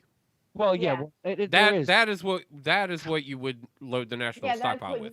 Well, there was tons of PPE, but what do you prepare for? Okay, masks and all that. Yeah, we had a stockpile of masks all around the country, and we know for a fact that shit was shipped out. I mean, even Cuomo was like, "Oh yeah, I found all that shit in the back of a warehouse. Sorry for fucking yelling at the government for never doing anything." Well, that was a small pocket of stuff that was available. Yeah, there that were was other not the there were other national areas where things were withheld. But that was all over the country. Now, here's the thing. What do you prepare for in a pandemic? Are you going to build warehouses full of ventilators, or are you going to make sure that all of your facilities around the country have enough ventilators to deal with their patients? And that's the way the current healthcare system works. Every hospital has, I don't know, 50, 60 ventilators. Nobody ever thinks that a facility is going to need 10,000 ventilators. Yeah, or how that would be. So there are plenty of ventilators in the country to deal with normal illnesses, normal illnesses, normal ailments, things like that. Right. Well, and the manufacturers. Right. Where do you stockpile fucking 300,000 ventilators? Yeah. Well, Isn't that what the warehouses are for? No, well, the most of wartime the PPE and experimental cure-all drugs. The wartime invocation was probably one of the smarter moves that was made in order to mandate facilities for production. Yes. Because that was good. That was for hand sanitizers. They motivated people on foot to start creating masks. Here's what we need you to be creating for the public around you. Like there were things that were done right, but it still doesn't actually bring into question. They were grossly underprepared even for the start of it. So much so, they knew that they were so much so that they stalled. And we have the chain of misinformation that went out from all the different places that literally that was more the problem than what, because if people needed a certain thing, we could have motivated the people faster to make the right thing. But nobody knew shit, and everybody was saying that it was this shit, and then the next day it would be this, not that shit, and then the next day it would be this and not that shit, and the next day it would be part of this shit and a little bit of that shit that we said before, but not. Oh. Now you can be 25 feet away from each other instead of like 30. Now it's 6 feet, you know, Yeah, and like so many things were changing so fast that you could see that the readiness was on the ability for people to handle it, not necessarily like the logistics was not in place for the handling of what needed to be done. Right. And that's where this organization that sat around doing nothing 90% of the time was just like insurance. They were the people who planned not only stockpiles, but logistics for responding to a pandemic. Right. Okay, so that's what they were supposed to do. Here's some more for Had you. they been around. Yeah, but that's also just like we're not the only people who failed on that level. Like it is a global issue that so many places failed. And it really comes down to like the WHO and the CDC both kind of were the ones, when you really look at it, they go, we think this works.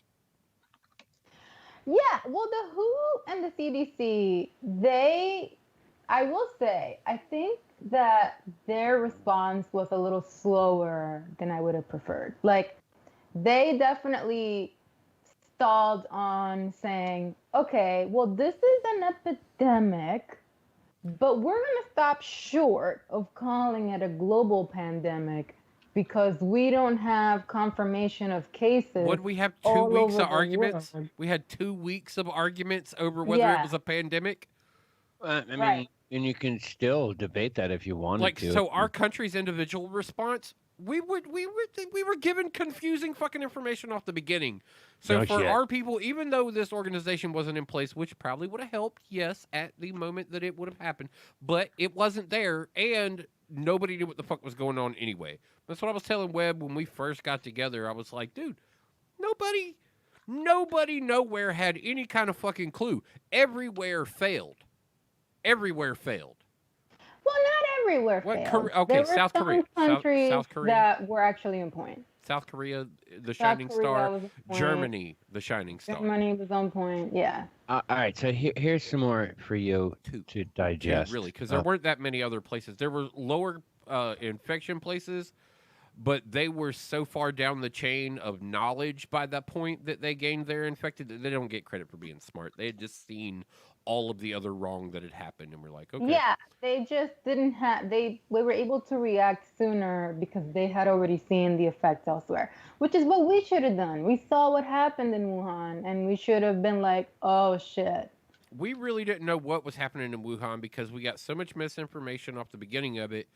And then the story coming out of that still is so contradictory. Like, their infected numbers are off for sure. But yeah, big time. But I think that the learnings from how they dealt when they realized they had an epidemic should have given us at least a couple of weeks. Who snowflaked it, okay? Plain and simple, who snowflaked it? When this disease was named coronavirus COVID-19, every other virus gets named on its origins. Yeah. This should have been Wuhan something. Oh, yeah. It should have been, but they were like, well, we don't want it to reflect badly on the people of the region. We don't want it to reflect badly on the people of China. We don't want it to reflect badly. And like, there were all these apologies about why they weren't going to name the virus, and it took them a whole fucking week after that to name the virus.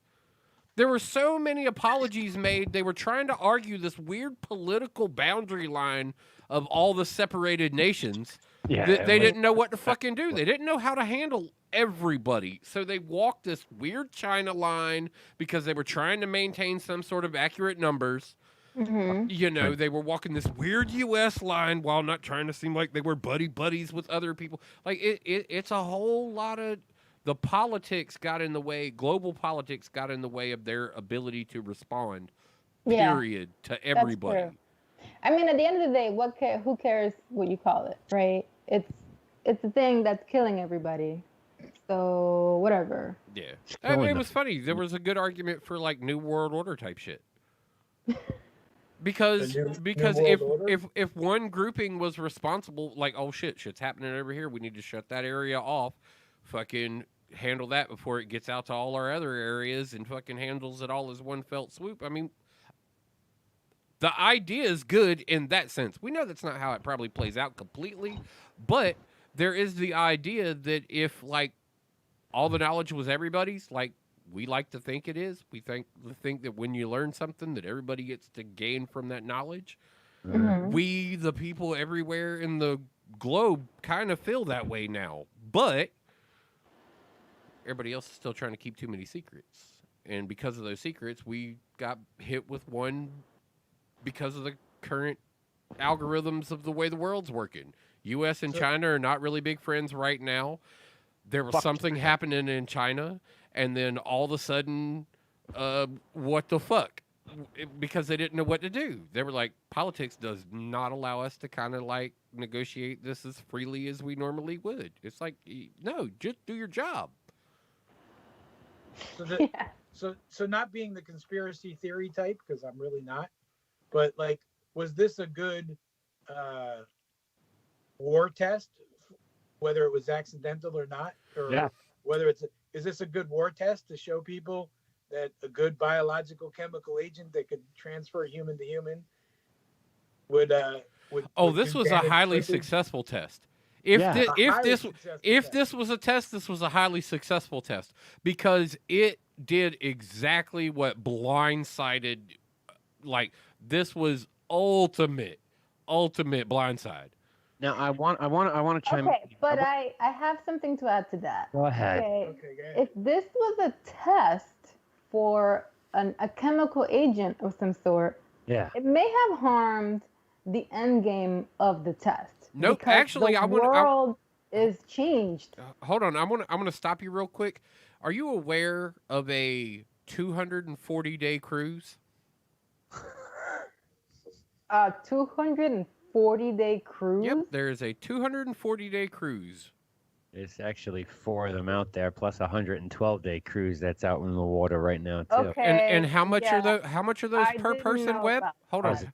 It's thousands upon thousands. Did we find out that one of them was like 92,000 something for one of them? Okay, so the people who can afford to do this, that take 240 days away from the world, I have the understanding can possibly pull something like that shit off.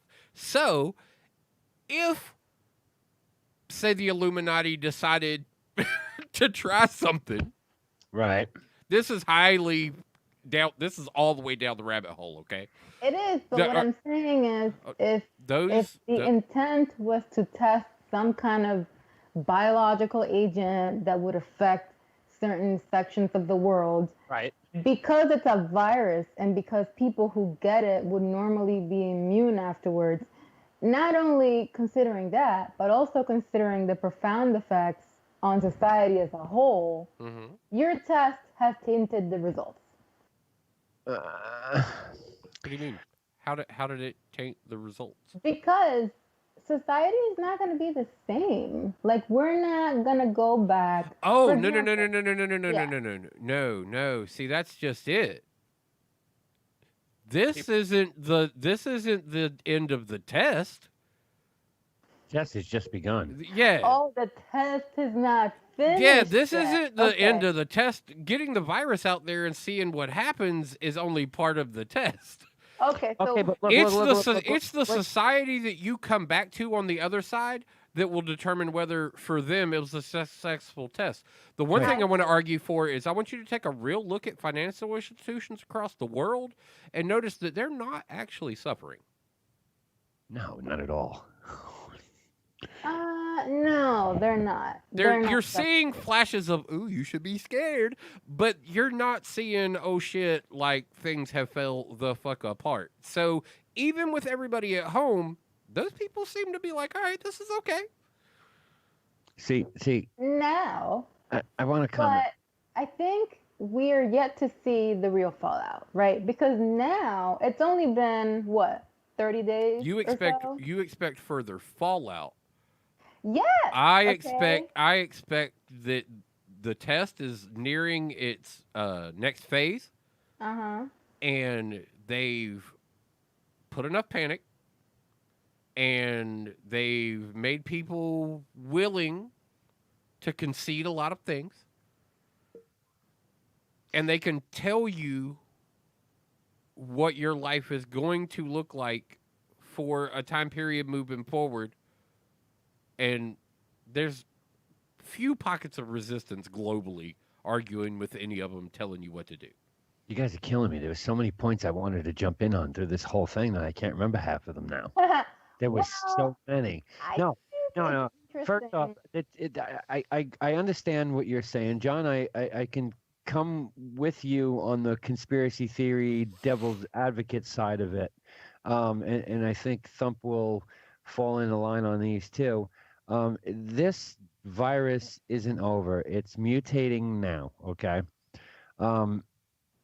We had people just test positive again after 21 days. Yeah, this is the real part of it instead of the conspiracy. Yeah. Right. Stay in your house 14 days, and if you don't have a fever or a cough, go out. Yeah, so the woman does that. I'm going to go get an antibody test. What the fuck are you doing here? You're positive. Well, what are you talking about? I've been in the house for 21 days. I'm positive.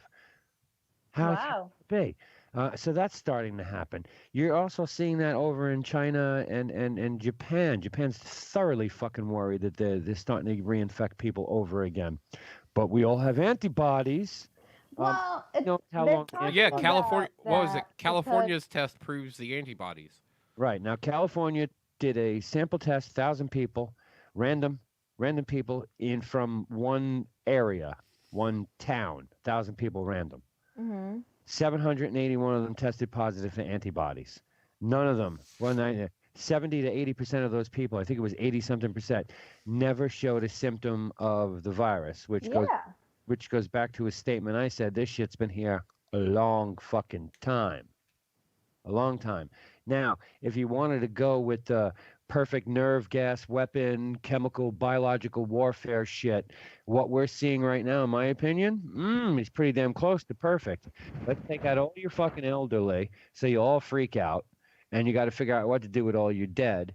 Then this shit's going to mutate, and you think you're going to be good. Sympathy factor Right, right. So you're right. So you the sympathy factor. Everybody goes to your fucking funerals and all your bullshit shit you do for your dead. Meanwhile, the virus mutates. Now it's 21 days. Now, today, we're seeing the first cases of what they're calling COVID toes or COVID feet. COVID toes? Yeah, fucking What's that? kids, 18 years and under. Oh, yeah. I read about Up that. down with some strange fucking shit going on their hands and feet, where if you squeeze the fingers too much, the blood vessels fucking pop. Oh, that's weird. Oh yeah, yeah, I've yeah, been yeah. reading about that. I heard that kids who Yeah. get it Right. It's are ju- starting to just develop like that. When I was a kid, if my hands got too cold, and part of the reason why I think my hands run so hot all the time now is Mhm. back when my hands would get cold, I could grab them and push them, and they And would they'd stay stay. there? They would stay in that shape. Like circulation yep. was so horrible at one point in Oh, my hands that they would just stay in that shape. There was nothing there. They would just bloop, and that was whatever shape I had finger for that day, until I moved it and pressed it against something, and then it would take that shape. But but now I have oven mitts that So if you wanna- stay in the oven. So if you want to look at the virus from that aspect, you had to take out the top, and now it's working its way from the bottom up. The kids? Yeah, wipe out the elderly, and now I'll attack the kids. Well, it hasn't killed any kids yet, right? Yeah, actually, there It hasn't killed an kids? infant that was killed by it. There's And been a 5-year-old today. yeah, there's been Okay, several but children. No, The of course. death rate for kids is much lower, and yeah, they because you think got the the strong reason for immunity. that is that what it does is that whatever it does, right? It makes it so that your immune system kind of overreacts. Overworks. That can kill Yeah, you, by the and way. kids don't have much of an immune system, Right. so right. They're still they're less susceptible to that. Antibodies. Yeah. Now, to go back to the world medical fucking stockpile, I wanted you to understand or know this, and I don't know if you guys know it. The largest thing in the stockpile, in the warehouses, as far as mass. So if you want to think about how much size is going to be taken up in however big the warehouse is, the biggest things that they store all over the place are the pop-up hospitals. Don't think that the fucking National Guard can come in and build a hospital in 3 days without having a fucking warehouse of supplies nearby. They're not going to Home Depot, people. Isn't that what FEMA does though? They come over and they build. Yes, but so does the fucking the Army Corps of Engineers. But you're not going to Home Depot and going, all right, I gotta. We just had a hurricane and I gotta build a fucking hospital. So let me get 400 sheets of plywood. No, that shit's in a warehouse already. The other thing that is stockpiled massively, and not only is it in the warehouses, but it's actually in 1,300 and change locations around the United States, some of them hospitals, most of them hospitals, some firehouses, is the chemical agent antibacterial antidotes.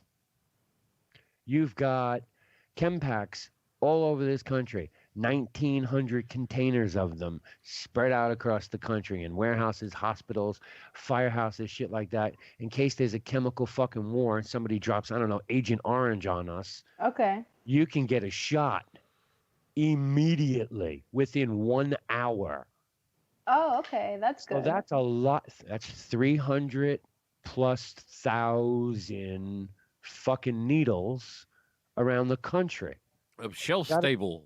Right. They got to be stored somewhere. And a lot of them need to be stored in a location that is very readily accessible to the public. You can't have all those drugs in the New Jersey, New York warehouse, because that warehouse is for New York specifically.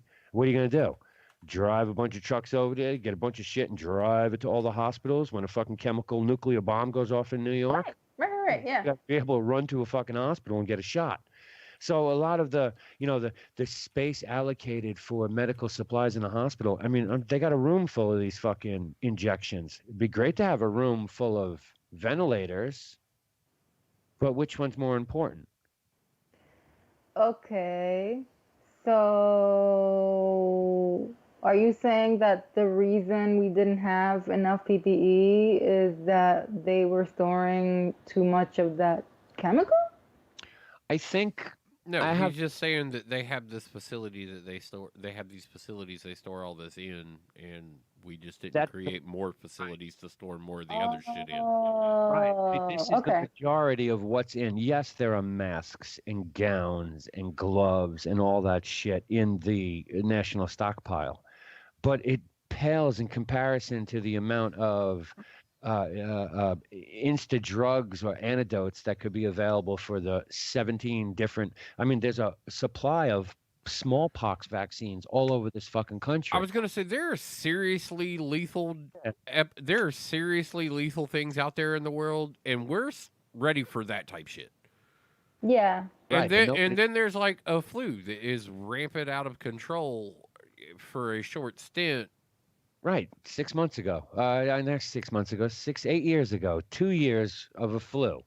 Yeah, there's like moments where viral infections, if this is just a natural course viral infection, like apparently we're going to see a lot more of these because you look at Ebola, you look at the E. coli outbreak, you look at the, you look at all of that and see that, well, those all kind of happen really close together. The last real major issue that like our society or other societies that we're aware of, mad cow disease, had shit that they had to fucking deal with, like wasn't 1918. Right. We've dealt with major flare-ups, and we've kind of tamped them down. This one hit pretty fucking hard, but it's still not, it's not what smallpox could do. If smallpox got loose and hit everything again. Well, you probably have a smallpox vaccine from when you were a baby. Yeah, but I'm talking about relatively. If it's considered a dead disease, remember what happened with mumps? Yeah, we had an outbreak. We had an outbreak with a mumps outbreak recently. Yeah, but because of anti-vaxxers, we had it was huge. Yeah, right. Because people wouldn't vaccinate their damn kids. Right, but this. Do you think this is the balance of credibility? I mean, oh, I bet you looking for that shot now, ain't you, motherfucker? Kind of shit. Is it one of those moments? Was this just to teach people to quit being stupid? Because that argument had started to get really fucking heated. So you think that, like, somebody was like, oh, really? You're not going to vaccinate them kids?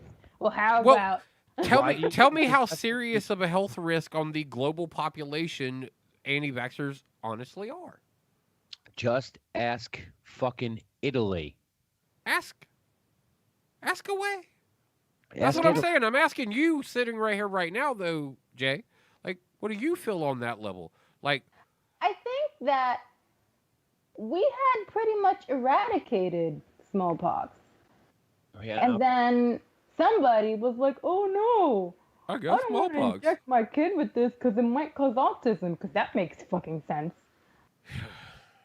That's a weird multicolored area I don't get into very often, the autism conversation, because it's got shades of things. It doesn't make sense, but hey, whatever. And then we had smallpox again. To me, right? autism and cancer kind of run the same gambit for me right now, because they like to give so many definitions to autism because they're not diagnosing the specific smaller disorders. Mm-hmm. And then for the longest time, everything was called cancer until they started coming up with ways to name it better and like to actually go, oh, well, this isn't really cancer.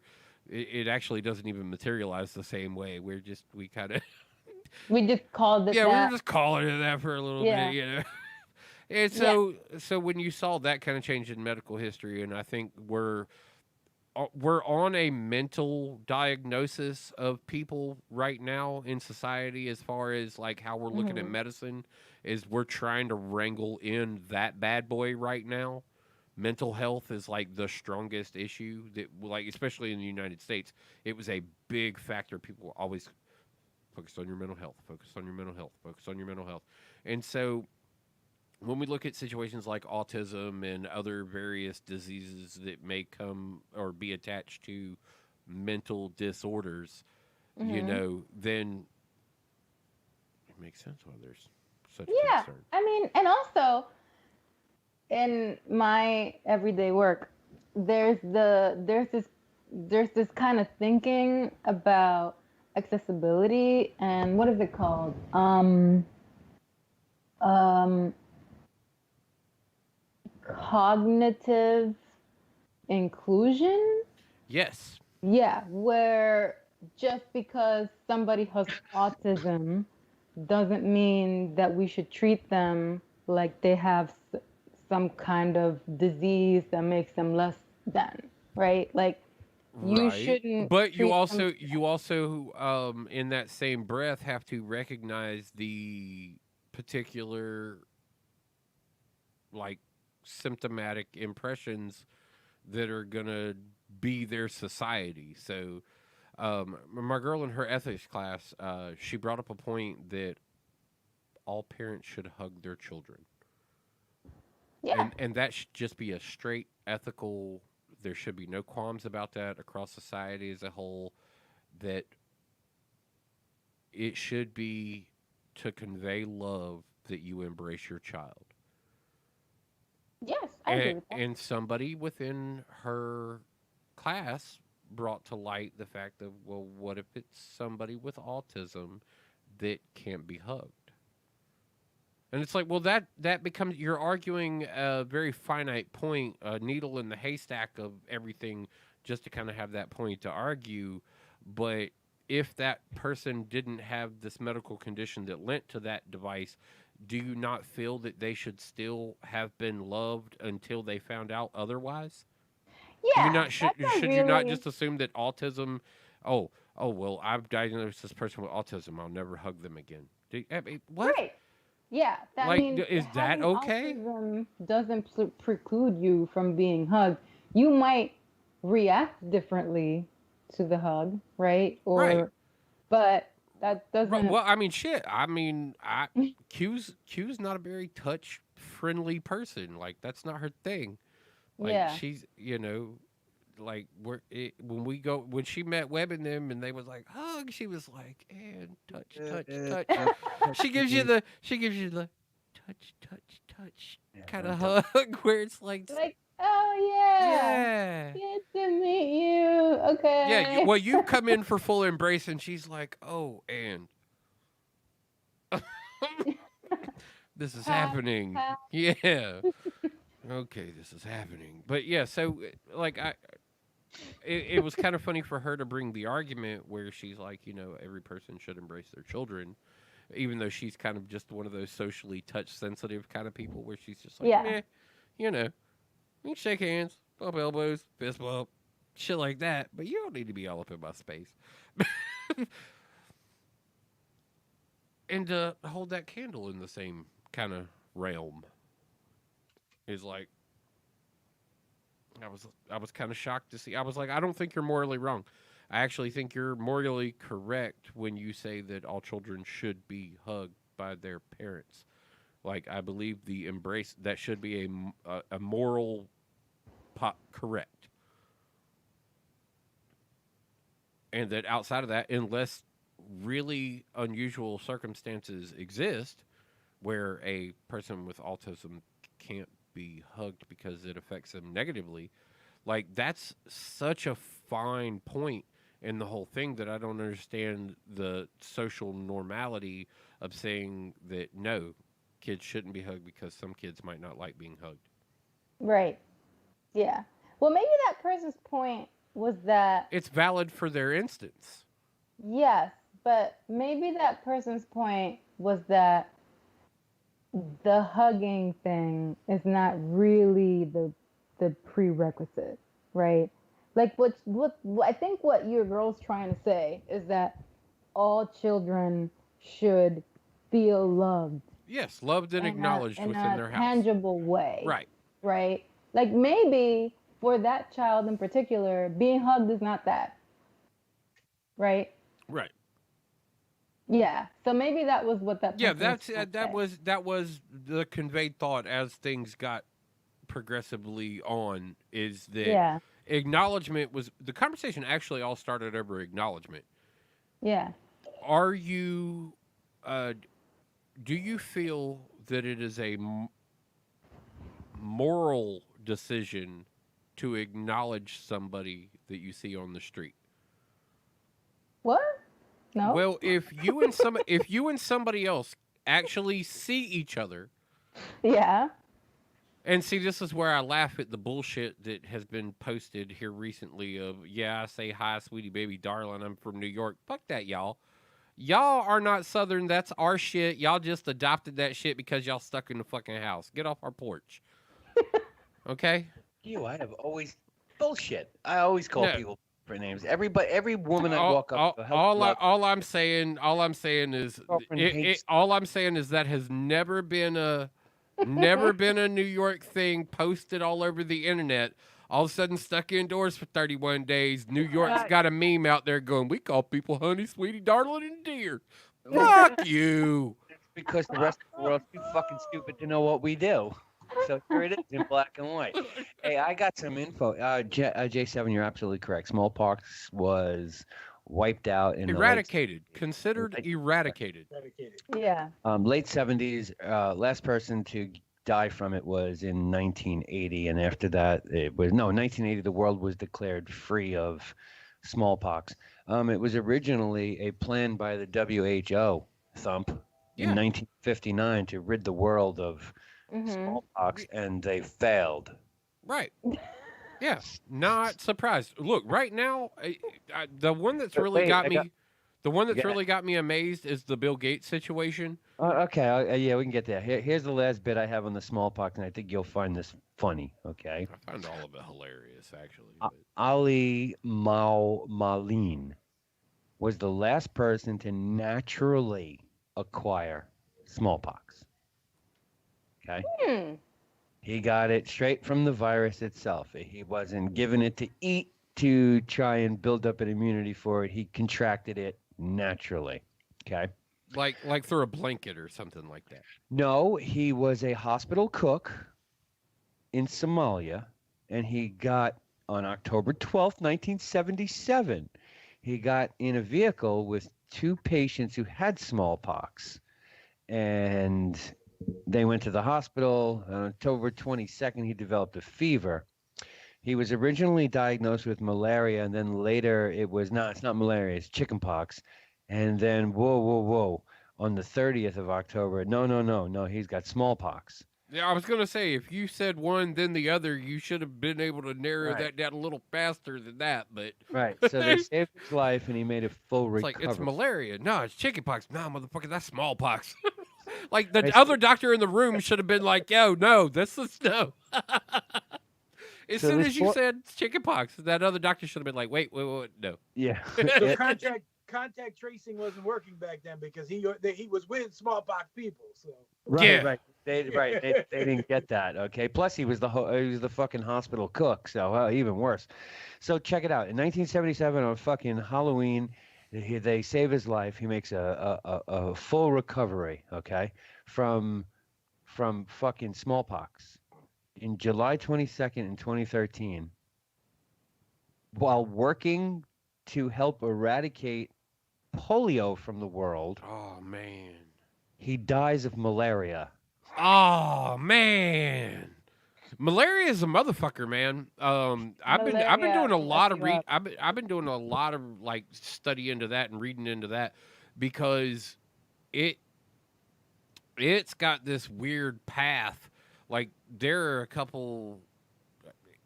It kind of acts like a COVID to a certain degree, where it's so sporadic what happens to the people who are infected with malaria. Right. Like, there's a consensus. There's like, all right, this is normally the possibility of the projection that you're going to get. Most people experience that. But then there are the other people. The people on either end of a malaria fucking fight. Like, if you go into it with your vaccines and still manage to get it, that kind of combatant that is just like, I'm going to get it. And then there's the other guy who, it's like, well, you said you didn't take the vaccination before you went and hung out in the Congo? Nah. Yeah. Boy, man, and you literally have never in your life had malaria. And how many times you said you're running like 36 miles a day? Okay. Smallpox was no joke either, though. I mean, you got to remember that wiped out the fucking Incas and the Aztecs. Smallpox was no joke. Smallpox was an attempt by the United States government to wipe out the Native American population too. Indigenous people. Indeed, they gave them smallpox-infected blankets. Yeah, that's why I made the blanket comment early on. I was like, let's go ahead and just like give that nod, because. Well, we didn't want the Spanish to move in and take over the fucking Indian tribes. Now I'm gonna web boy. Shout out to Elizabeth Warren.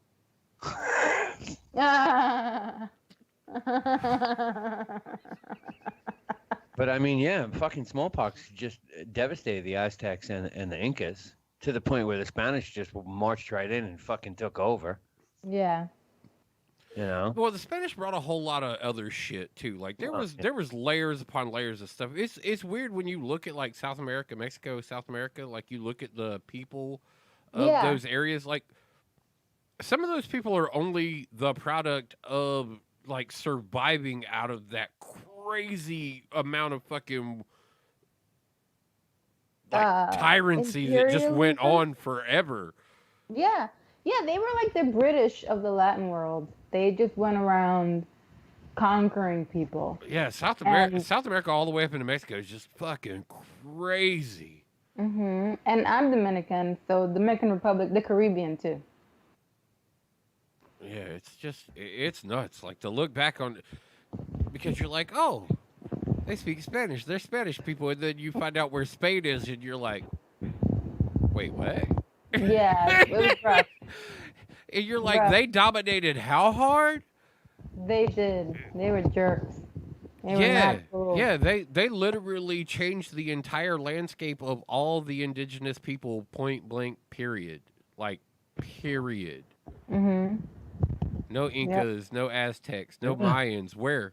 Yeah. There are people who claim to be somewhat descendant of it, but they also know that it's only part of their history that, like, they know that their families survived the chaos. Yes. In my background, so a lot of, I don't know if you guys know this, you probably know some Dominicans, but like Dominicans have a big issue with identity, where a lot of us, you know, we look all sorts of different ways because it's an island in the Caribbean and it's a big mix of, you know, Caucasians and it was a good spot to stop. Yeah, and like, you know, people from Africa and, you know, some reason everybody could find this island.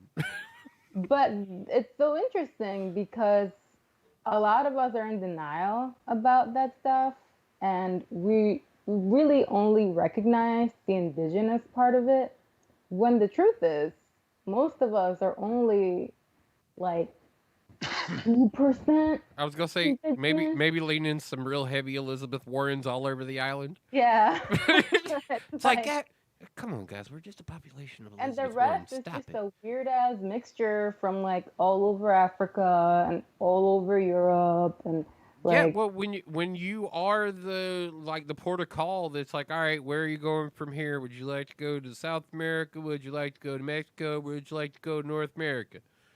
Yeah. You know, when that's like your location, when you're coming, you got people coming from like all over Europe, and you got people coming from all over Africa, and their next destination, you know, you hit the Caribbean first and be like, all right, get acclimated real quick here, because we're about to fuck your shit up. You're going one direction or the other. Which direction you going? You going north? All right, shit's gonna get cold. Going south? All right, there's a lot of really crazy insects and snakes going where you're at. So just be ready for that. You know, the tour guide that had to be around at that time period, you got to give that motherfucker some credit, because like he told grizzled motherfuckers, he was like, "Look, you go north, man, just go get wild."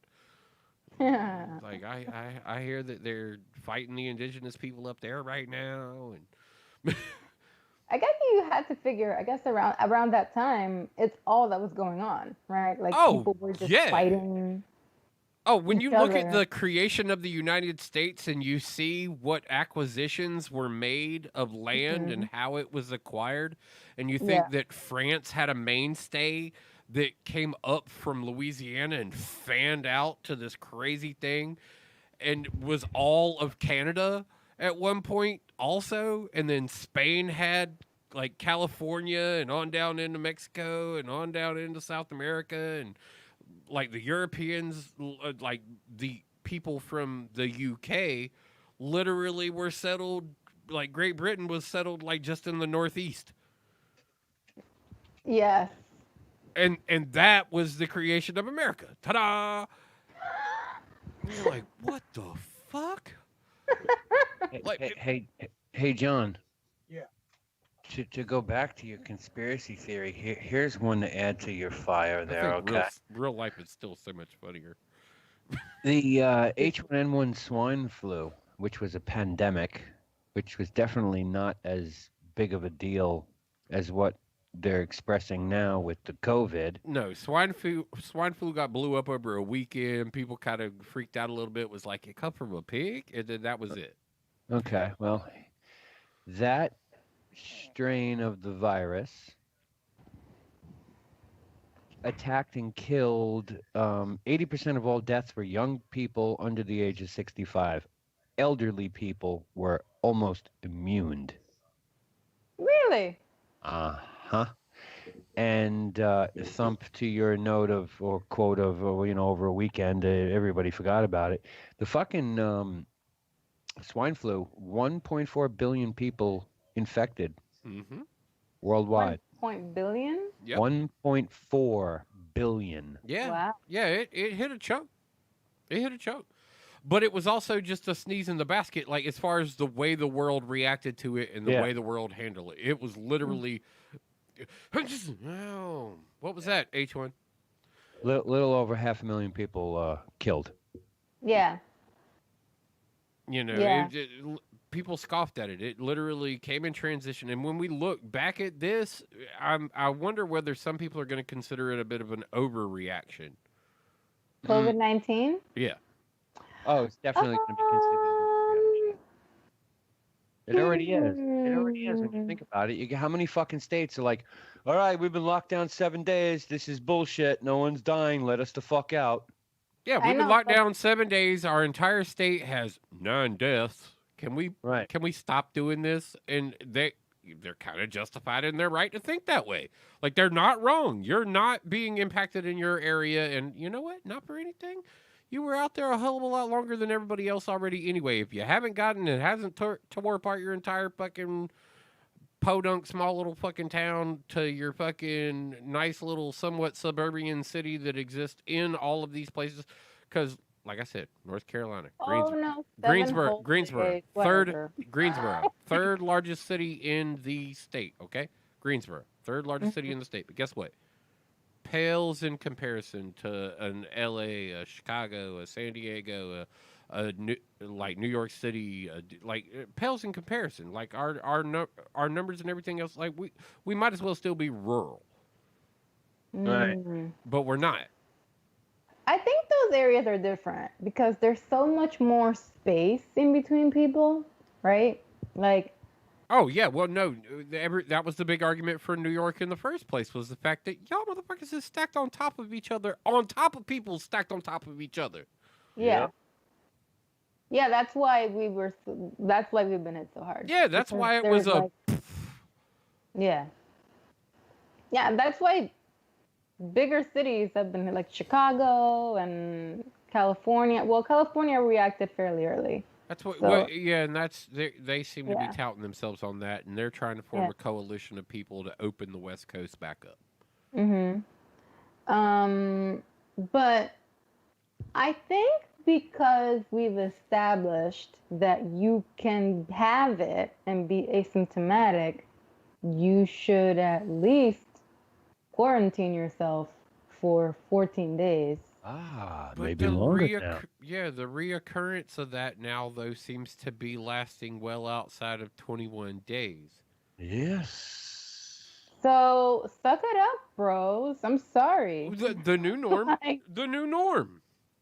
All right, yeah, like I'm sorry you're bored.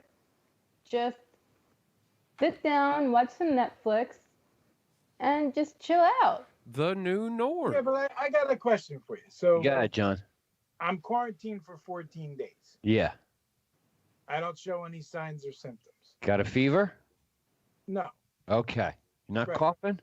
not coughing. Good, you're good. Go out and play. So what happens if I go out today, run into somebody who's got corona or run into corona? How do I know that I now should I quarantine myself for 14 more days? No, you're good. You got antibodies now. This is what. No, you don't see, get it's every. You don't get What antibodies craziness unless you is get that? the No, every no, time- listen to Webby. He's crazy. I'm not. I'm telling you what you're being told on the television. No, they're not It's okay. telling you that. They're It's not okay. telling you if you just because you're in quarantine for 14 days doesn't mean you all of a sudden develop antibodies. That's what okay? Dr. Fossey 1 told That's not us. what he said. Yeah, no, he did. Stop. Yes, he did. He said, you get Get the him, virus, Jay. quarantine for 14 days, and you'll build up antibodies. But we're not sure of that. But that's exactly No, Get that's him, not Jay. what he said. He said if you have the virus Sure. and then you're fever free for 14 days, and then you should have antibodies. That's what he said. He Right, didn't okay, say good. just randomly quarantine yourself for 14 days, whether you have symptoms or not, and then all say of a that. sudden you'll have antibodies. I love how she called the web on that. She was like, "Web, stop." Yeah, but she was a bit off on what I was said. That's not what I said, but it's okay. Then that's exactly what that little troll of a fucking. That's not what he said. Yeah, it was. Yeah, it was. Just remember, on January 21st, he told us we'd be okay, and this was no big deal. Remember that. So here's Well, like something. I said, there's missteps all along the way, and I Yeah. won't credit him for the misinformation he was being fed by No. other organizations. So No, the guy's a fucking brilliant man, so you can't knock him for that. So here's some more to go back with some of the shit we've talked about. Last week we were discussing or bringing up the notion of drinking hot water will help kill the virus because it's going to flush it into your stomach, and your stomach muscle, your stomach acid is going to kill the virus. didn't make sense because they told you could not eat ass anymore, and that's Right. everything's been through the stomach by that point. Right, so it didn't make sense because they told you you shouldn't rim. Yep. Have as much No sex rim as jobs. you want. It's best not. It's best. Well, Oregon just came out with theirs. I posted it. That's the advice. No rim jobs. Well, yeah, no rim jobs. No We eating ass. really liked it when they announced it too, and gave a description on what a rim job was. Well, the poster I put into Slack, that's from the Oregon State Board of Physical Health. That one's from Oregon. That's not even New York's. They put their own, and it was cute. They put a peach. I don't know ever. Oh yeah, my that's wild the other dream. one. Yeah, never in my life did I ever associate a peach with someone's derriere. Actually, that is the common emoji for derriere all across the internet web. So you might want to get your emoji game in check. Yeah, No, you need to, eat you know, the get peach, bro. your emoji weight up. You eat the peach. You No. usually- Peach is Okay. the bottom now. Okay, well, that must be something new with the LGBT elemental PQ community or Well, some no, shit. it's just the No, new. it's It's just just the emoji. new social norm of. Yeah. Yeah. Like I said. All right. it- So I can eat it's- a peach, but I should not eat an eggplant. I mean, I know, mean, 20 unless bucks you is 20 wanna eat bucks, an right? eggplant, you should just go right ahead and eat that. So here's 20, my point. 20 bucks Here- is 20 bucks, right, Webb? Right, true that. So my point here is we were talking about all these things that you should and shouldn't do, and the cures and causes, and don't do this. Now they think it might be possible to pass the coronavirus by farting in public. Oh God, we were in a South Park episode. So the new, Come on now. I swear to God, because look, If that's they the case, I'm a Corona machine. Look, they told you that you drink warm water, flush your throat, get all the virus into your stomach. Your stomach acid's going to kill it, and then we found out you should not eat ass because it can travel. It's you travel in the feces. But you just told me if I swallowed it, my stomach would kill it. Who said that? This was the information that was being put out there. That's what I said. There was Yes. so much misinformation. Right. Like And one day then- they would say this, and then the next day they would say something else, and then they would remind you that they had said something else before that was kind of right, but not necessarily completely right. Like they told you several times in press briefings from the federal government included that this is what we're seeing right now, but just know this may change. Yes, don't eat ass. Jerk off as much as you want because you are your best self sex partner. Don't make out with anybody except your loved one, unless you're in some sort of triangle. But try and reduce your triangle. I mean, this is right there in that chart. Those are not those are not triangles anymore. Those are You are your thruples. triangle. Well, it's Those, right there. Those in are that not chart. triangles. Those are thruples. But thruples, right? So they tell you not to eat ass, and then you find out that the Maryland state of Maryland comes out and says, "Oh shit, our waste facility tested positive for COVID." Oh Waste shit! facility. So what does a waste facility do? They purify the wastewater to get it back into the drinking system, or pour it into a fucking lake somewhere, whatever they do with it. But how does it get into the wastewater? You either shit it into that, pissed it into that, washed it off. It had to go through your body. Well, wait a minute though. Wait a minute. You could also have done the farmer in the bathtub. You know what I'm talking about, right? True. Yeah. Where you like blow your nose in the bathtub. Wow, wow, you know. Right. Yeah. Yeah, that could be your COVID contamination. But if they directly link to fecal and COVID at one point during all of this discussion. So now I'm reading all over that it's possible you can transmit the COVID by farting in public. Well, that's direct fecal. So. Right, that is direct fecal. So the recommendation is especially for women, and this is really where it sucks for dudes now if this nice weather's coming out. Women should always wear panties in public. My girl is going to cuss me out. Sunday, I had a good day. Is this for real? This is not real. Go ahead. You look it up. Can I like the fact that you question so many things about this, but I'm also even further amazed by the fact that, like, when you find out some of it is real.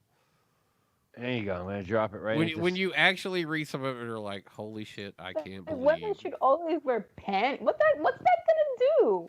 Like, it's just this cotton. Yep. Because- See, we gotta keep because your butthole is then covered up, so any kind of they're double enforced towards the front. It's a keef catcher.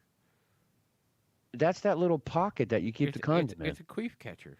That's what I it is. like that little cotton swatch feels so good on my testicles. That's why I like to wear women's panties. It feels good there.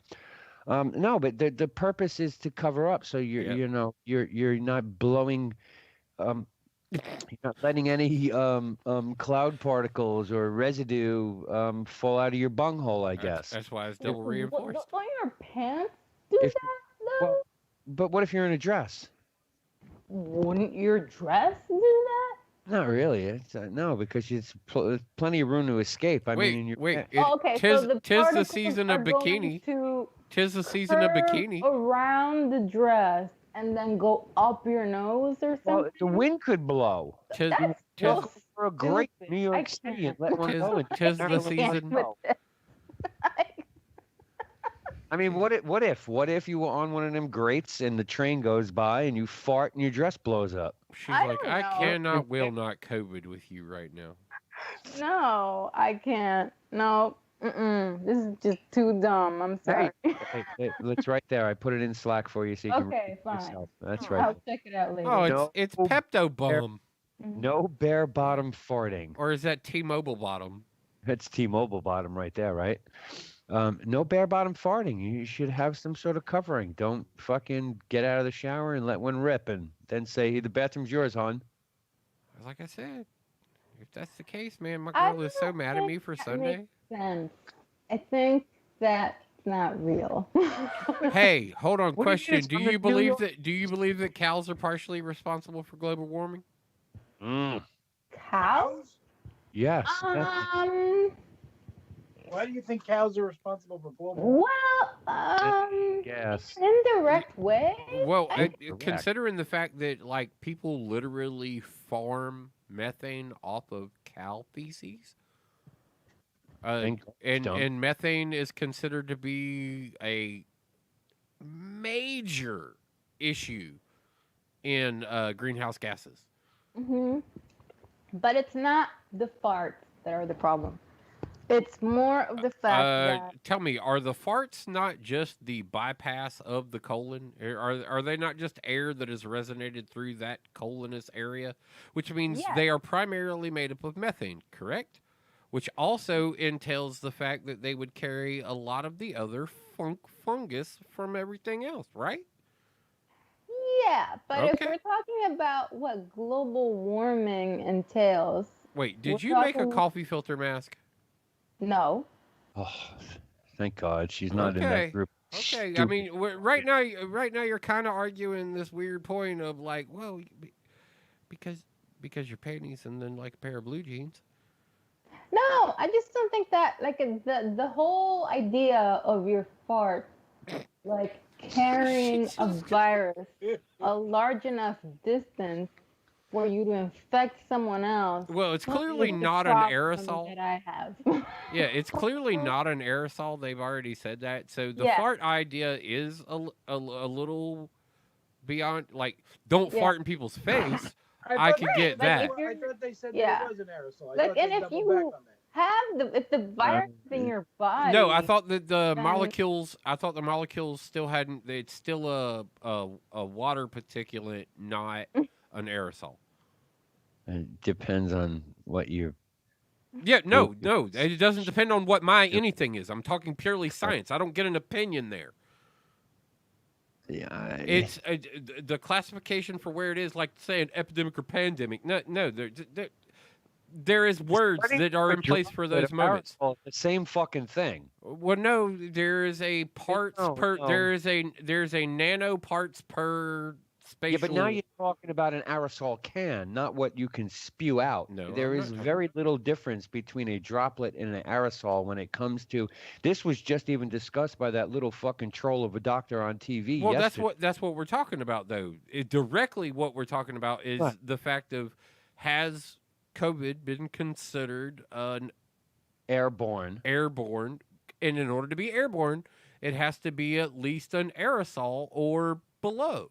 Right, and Right. that terminology yeah. will And be it's not changing considered after to that. be an aerosol. And like, that yeah. terminology has already been defined as being changed after we're over this, because this is an aerosol transfer. You sneeze and it's itty bitty droplets like you were spraying a fucking hairspray can. So that terminology, that's going to change. Period. They've already said that shit, because this is an airborne. Well, they changed. The only way you can get it is by breathing. They it in. It's changed airborne. the way they were referring to it and emphatically standing behind the fact that it wasn't an airborne disease. Yes. And they haven't changed the fact that this is still not considered an airborne disease. I figure that would be retroactively fixed in society, that they would go to the definition book and go, no, people, if this is the case, it is now this is the case. Like, not waiting until this is over and being like, okay, next time this shit comes up, we're going to make sure they know that this isn't the way it was supposed to be. So that means, wait a second. If I'm walking outside and I walk by somebody who's smoking a cigarette and I walk into their smoke that they exhale. Vaporizer more so than a cigarette, in also accordance to what is it? The temperature outside of You are correct. of the smoke versus your breath, and like there's a lot of. I'm not that smart, And there's a lot of math that goes into that equation. Bye, Whip. Uh-oh, what happened? Nothing. What happened He's enjoying the holidays. But there's a lot of math that goes into that I'm not that smart to put all of those things together and explain it to you. Yeah, the Like entire if you can read it and understand it, go do a little bit more research into it. But that's the kind of argument I'm making here is if you're going to change the definition, you're going to immediately change the definition mid-pandemic, just like they've done all the other changes that they've had to make based on what they've experienced with this disease or virus. Yeah. The reasoning behind that from the powers that be was the fear factor of in the middle of a pandemic. It just means that who's fucking something up again or the CDC's fucking something up again. That's unacceptable. If that's what they're going to do is wait until after this is over and redefine what just fucking happened, that's not okay by me.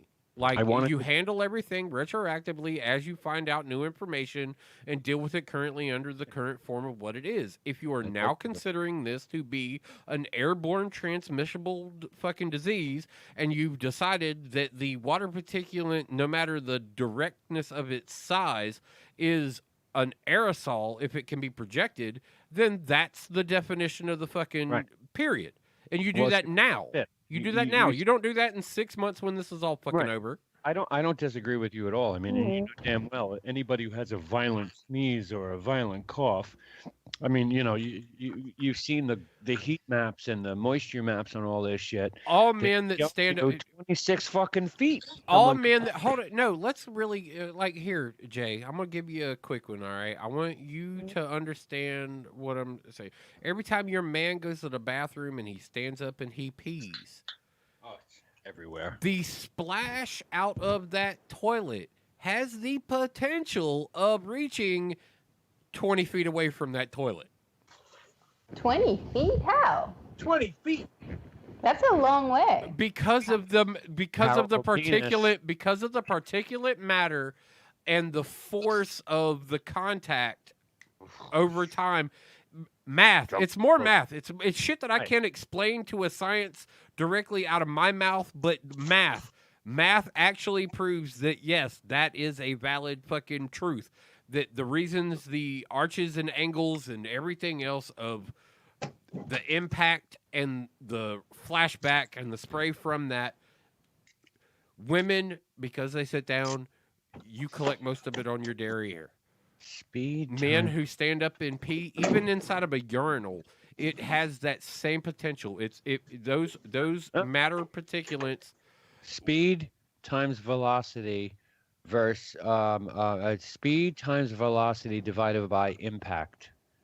There's your splash ratio. That's the mathematical. And the surface. You have to figure out the impact. Yeah, the surface is relative to impact. Yes, and I don't know the formula for that because it's water to water. I'm kind of smart. I'm just not that smart. I'd have to sit down and dedicate my time to it in order to figure it out. But I'm just not willing to do that. Think of it this way, J7. Think of it this way: when somebody runs across the yard, dives into the pool, and does a belly flop, and he hits you.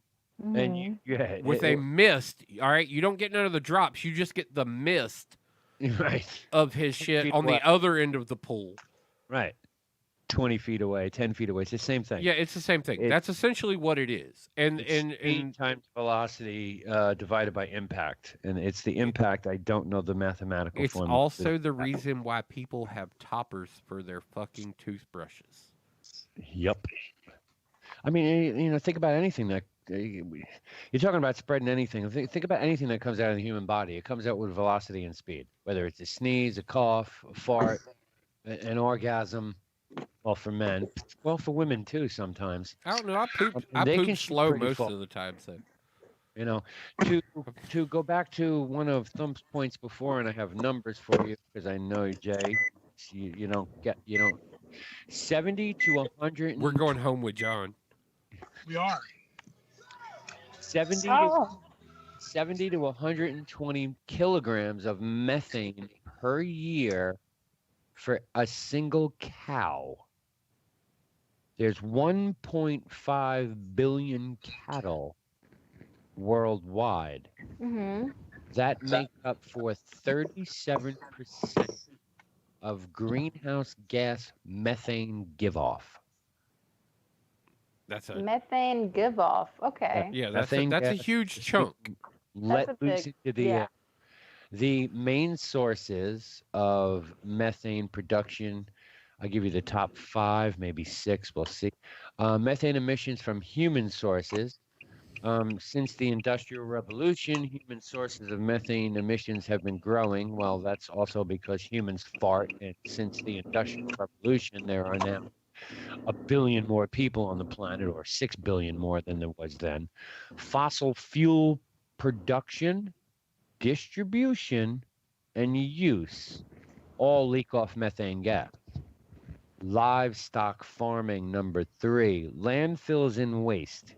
The idea of shipping all your garbage and putting it in a big mountain and then covering it with dirt every so many layers. Which was how landfills were done across the United States for several decades. Is probably one of the worst things, next to maybe burning it, which we probably should have just burned our garbage. Yeah, But we actually, burning it would have been less hazardous. Yeah, if we to had the not global community in the if long it- run. if we had not gone down the road of one-use plastics, Yes, then yeah, Yeah. single-use plastics fucked us on that one. For Yeah, sure. One-use plastics are really Well, messed that up. that and also the shit we did with rubber. Oh yeah. When we learned how to take rubber and make it more boing, because rubber was one thing, and then the guy who invented, because there were solid core tires, and then another guy invented a way to make a inner tube, and that rubber, vulcanized rubber, is different Yes. than what other uses of rubber was. Like the ability to heat and vacuum pack and air, like the air compression that was used on tires, takes rubber and goes in a completely different direction than it was ever meant to be. Biomass burning is number 5 on the list. Coming in at number 6 is rice. Yes, the food, rice agriculture. Rice agriculture? Interesting. Produces methane? Yep. And no wonder the pollution levels are so high in countries where China and fucking Japan, or where there's massive rice. I wasn't naming them. I wasn't No, naming no, the well, countries that's- that have major rice crops. Yeah, I but just you- was saying that it makes sense why there is a correlation between a high rice diet in these societies and seemingly high pollution rates as well. If you take their manufacturing on top of that in some of those Yeah. areas, versus with coupling it with rice production. Mm-hmm.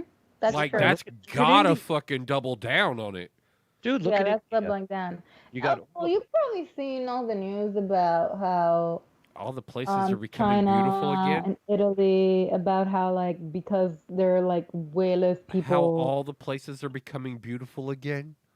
and like how there's like no pollution all of a sudden. Like not no pollution. Dolphins are back in places they haven't been in fucking seeing- 80 yeah. years. We're seeing that right here too. Yeah, we're seeing it all over. It's the global population as a whole. My buddy that does the wheels in Florida, Mm-hmm. Russian black boar. Wow. They've heard them and known that they were on the preserve that's down there close to their area, and they've heard them in the night, but they have not seen them, and now they're wandering around just like the bear. Now, this is in Everglades area of Florida. This is crazy to me because I always thought that like it would take some time, right? And people would be responsible for whatever happened that led to that moment. Like, because this one, oddly enough, may not even be people responsible according to what conspiracy you decide to dive into. This may not be people's fault, and the world may bounce back a hell of a lot faster than we ever thought it would. Yeah, that's what I mean. It's like I always thought that it would take a minute before, say we stopped, just Did you being watch Life After? far. Did you watch Life That's After People? it. Yeah. Did you see the one where they talk about like cats would eventually be like taking over and like but they were like, oh well, after a couple of years, Yeah, you're but they gonna would always be like, 50 years later, it would do this. yeah. 20 and years they're later, like, it would do this. they'd be like, there'll be like feral dogs. It's like, how and about then 6 months, cats. motherfucker? Your math was off. How about 6 months? Right. I'm like, you guys are way off. Like, we've got like Yeah, we gotta go back. We gotta go back and redo the math on your show real quick, because like we got some numbers that say like you may be way off. Do you think it's possible to kill someone with a fart? Sure. I don't know. Are they asthmatic? Well, okay. Now you say that, we would need to put some rules in place. Well, yeah, you would have to put rules in place. I mean, and all you're doing is lessening the chance of killing somebody the more rules that you put in place. Could you kill somebody with a fart? If all of the math adds up, yes. 4 rules. Person would have to be otherwise healthy. Okay. Oh, you mean like the so standard not a COVID fart person? that smells so bad it gives your fucking 99-year-old grandmother a heart attack. That's not a fart-related death. That's old age. Yo, could you imagine scaring your like a grandmother to 90-year-old death by a person. fart? They're You walk into a room, Just die you of a walk heart into a attack. room and you crack a cheek and she just falls Well, over. Right. I mean, okay. So you got to have, yeah. Okay. Combination of farts in a closed space. Closed space. No masks. That So would can be you die of like being hotboxed? well. That's not. Yeah.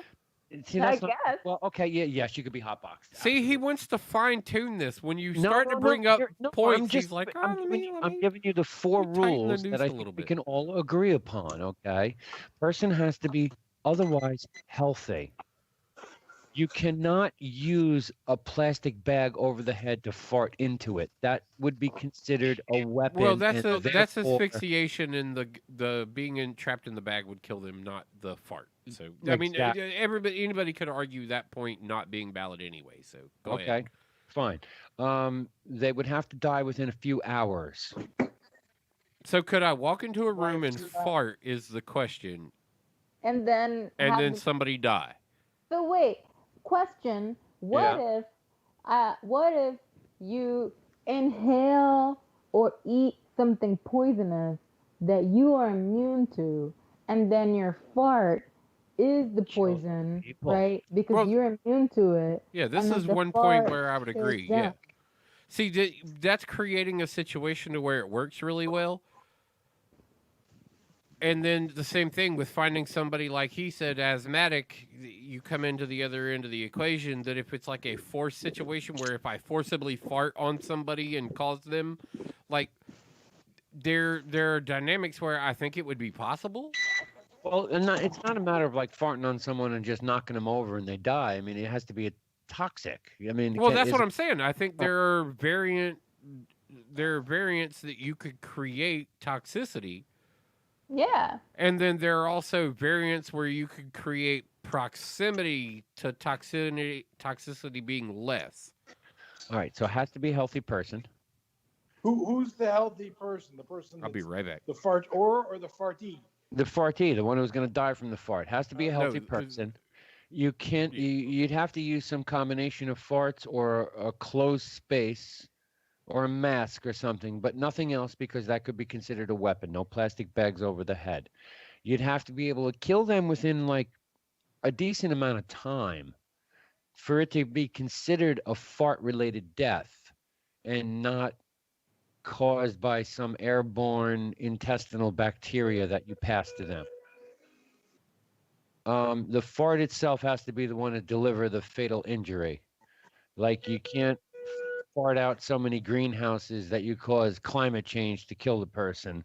And J7, the hot boxing, I mean, do you really think that's going to work? What about a Dutch oven? What about I mean, have you ever, I'm sure someone has pulled the covers up over your head and let one go. You never fucking died from it. No, I don't think that's gonna kill anybody. No, I think you need massive amounts of farts from multiple sources. Okay, so I guess the question is, does it need to be just one fart, or I could don't think you? I don't think it's physically possible with one fart. Okay, so you'd need to like combine a whole lot of farts. Right? Just think the smell or the odor has got to be what it is that knocks you the fuck out and kills you because A, you got to be healthy. B, you have to die quick enough that it's not some sort of airborne intestinal disease that you sucked in, that you actually died from the fart itself.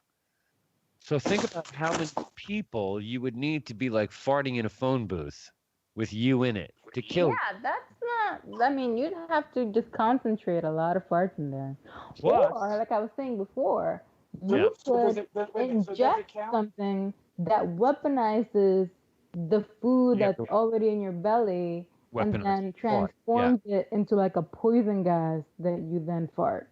What were you And gonna say? then it could just be you. Yeah, but Go wait a ahead. minute. Does it count if you fart and it smells so bad that you startle somebody and they trip and hit their head on something? No, that doesn't count. That's like 10 years ago or 20 years ago. You died from complications of something, but you died of pneumonia, and then fucking 3 years later we find out, well, you had AIDS, but it was the pneumonia that killed you. Right. Because the AIDS didn't kill you quick enough, you got a complication of it. So yeah, no, that don't work. You can't have a complication. That goes back to rule number 3.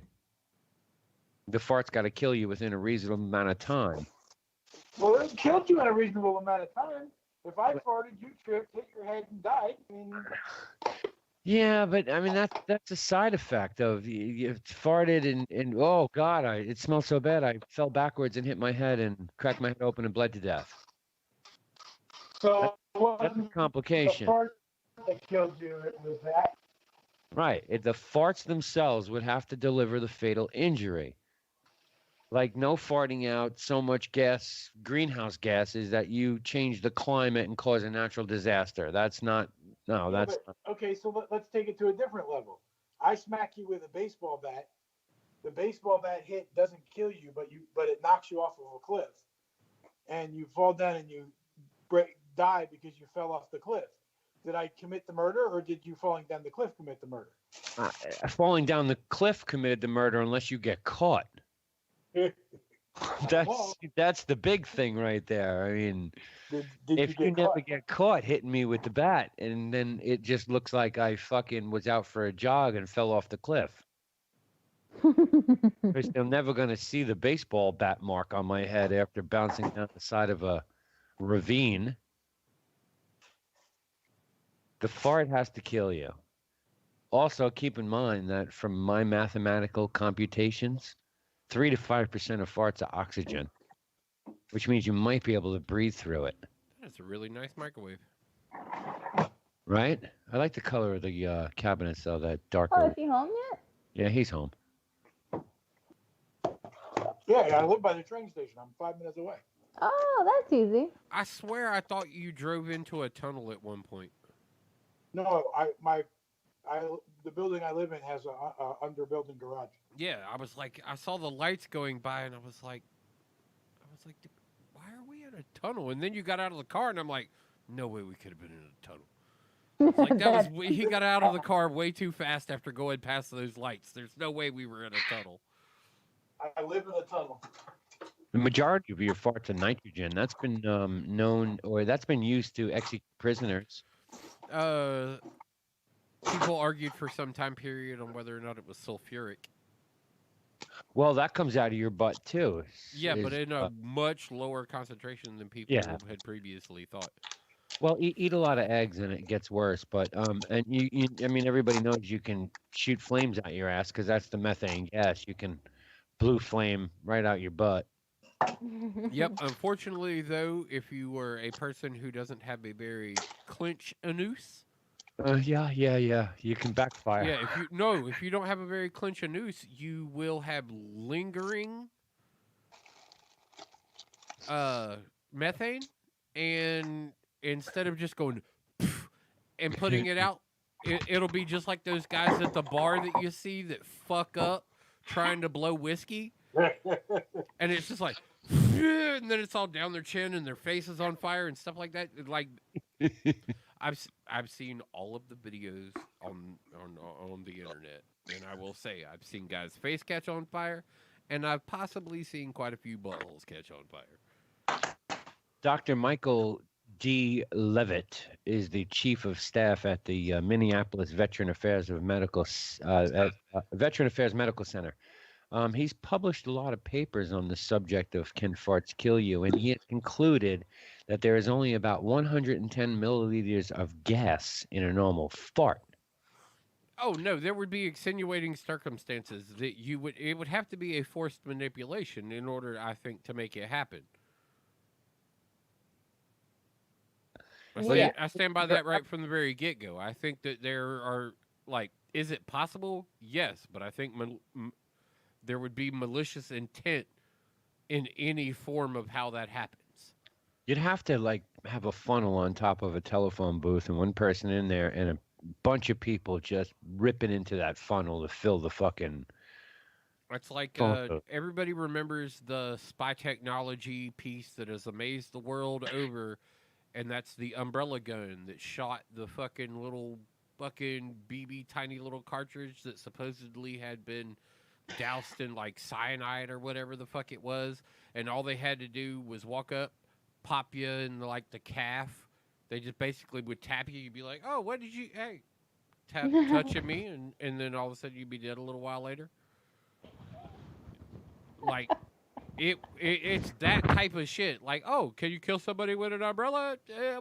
Can you shoot somebody with an umbrella? Okay, well, like, you can argue the fact that there's the capability of it being done, but it would definitely involve some engineering to make it happen. Like, or else people would have died on a regular basis from farting. This would be an established norm in society. They'd be like, dude, all that fucking Dutch oven shit is not funny. No, you could Dutch kill. oven You could kill somebody. No, your bed sheets are too breathable. I got it. I figured it out. What's too breathable?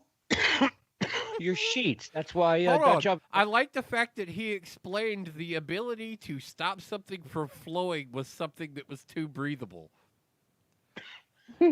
Well, you can't stop it with the bed sheets. It goes right through that. It's kind of like your jeans. When you fart, it still comes out. Most of it comes out the bottom of the leg pan. But which is you're now arguing the side of Jay Simmons' problem with the fact that there's no way you could fart COVID. Yeah, you can. Bare-assed. It would only have to be bare-assed. Like I said, there would have to be malicious intent. Well, yeah, I figured out how to kill somebody with farts.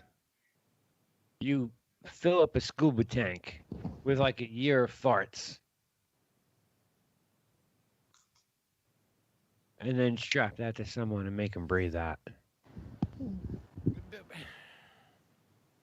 Farts are unbreathable air. It's only 3 to 5% oxygen. The question is... I don't think you could have enough... I don't think you could create enough PSI. Pump it into that scuba tank. Yeah, but your particulates are still only going to be parts of air per million that you pump through a machine to compact the air. Yeah, but your lungs can only pull you're vacuuming off. You're vacuuming off the fart. There's no way you're direct farting into the pressurized container. There has to be a machine in place between the two. Right, There's no scientific way that you could feel a breathable tank. What if you got a room full of people who just ate burritos and they're all farting into that brings machine? back the hotboxing philosophy that Jay was talking about earlier. It's like how many asses in a room does it take in order to kill somebody? Well, you're gonna need a whole bunch. Depending on what I eat in a day, I can see me filling up a scuba tank. There you go. Yeah, but it's still got to go through the process, and I think the process of filling it would really dilute that out. Right. One You'd have some. one fart would be all you'd probably get in a tank because of the way their air compression works, and it would be fucked up because it would be stored like somewhere in the middle of the tank. Like all of a sudden, this guy is having a good day, and he's going to take a breath that is just going to be fart. Yes. And it's going to be like, what the fuck was that? Because then everything would go back to normal. Right. Would you want the person that you're trying to kill? I would laugh if it was you on the receiving end of that solidarity fart through a scuba tank, though. That would be fucking hilarious. Would you I want would love to be scuba diving with you at the moment that shit happened. Microphone's active. When I'm like, so, Webb, what do you think of this coral reef? And he goes, well, you mess. So the person you're trying to kill, would you want them to know that they were dying from your fart? I mean, No. if you were going to do that, I think it's more on that spy novel type shit. I think it's a fart and passing kind of manipulation. Like, I'm not James Bond, like, Goldfinger, what do you want me to do? You want me to talk? No, Bond, I want you to die. I'm not doing that. I ain't got time to wait. I ain't got time to wait on that shit. I'm not gonna be like, oh, the last thing you see is my butthole. And Thump was No, right. I would want it to be as stealthy as possible. Like, Thump was right though. Isolating the fart from the outside atmosphere would be tricky. Yeah. yes. Require a vacuum seal around your ass cheeks. Yeah, you're a noose. Directly around your anus. But you want to know something? Such a thing actually exists. Oh, I know there's something Although like that it does wasn't- exist. It's actually what they were using for some time period with cattle ranching.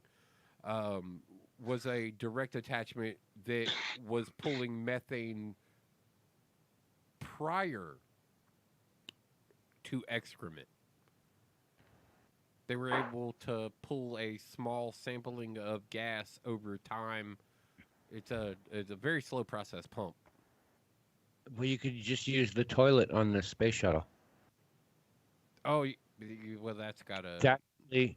It's designed in such a way that it would accommodate this. Now, it's not perfect. You'd have to rework it a little bit, but Yeah, because over the only course of- certain asses fit on those tanks. Well, and the design would have to be changed a little because it's designed to capture everything, including the fart. Here, we just want to capture the fart, so you'd need a little bit of redesigning on it. But Dr. Levitt, Can you Dr. imagine crop dusting somebody on a fucking space station? Dr. Levitt said, with the proper modifications, you could produce about 10 ounces of gas in about 6 hours if you strapped one of these fuckers to your butt cheeks. Yeah, but you're still not filling up a tank, man. That was kind of my point to begin with. Like, I get it if you could fill that up, but the amount of dude, if you were wasting that much time to methane somebody through your own gas, yes, you do. That guy, Not just guy, methane, that nitrogen guy. Well, there too. okay, that guy who fills up a scuba tank with his own farts and then kills somebody with it, yes, that guy wants them to know it's his fart. yeah. But even the levels of psychotic that you could go through that are mostly feasible, that guy still probably does not exist. Right. Like, that's almost an unimaginable guy. That's a comic book character. Well, I mean, the whole thing's really not possible when you think about it, because you can't kill somebody from a fart. You can only kill them from the lack of oxygen.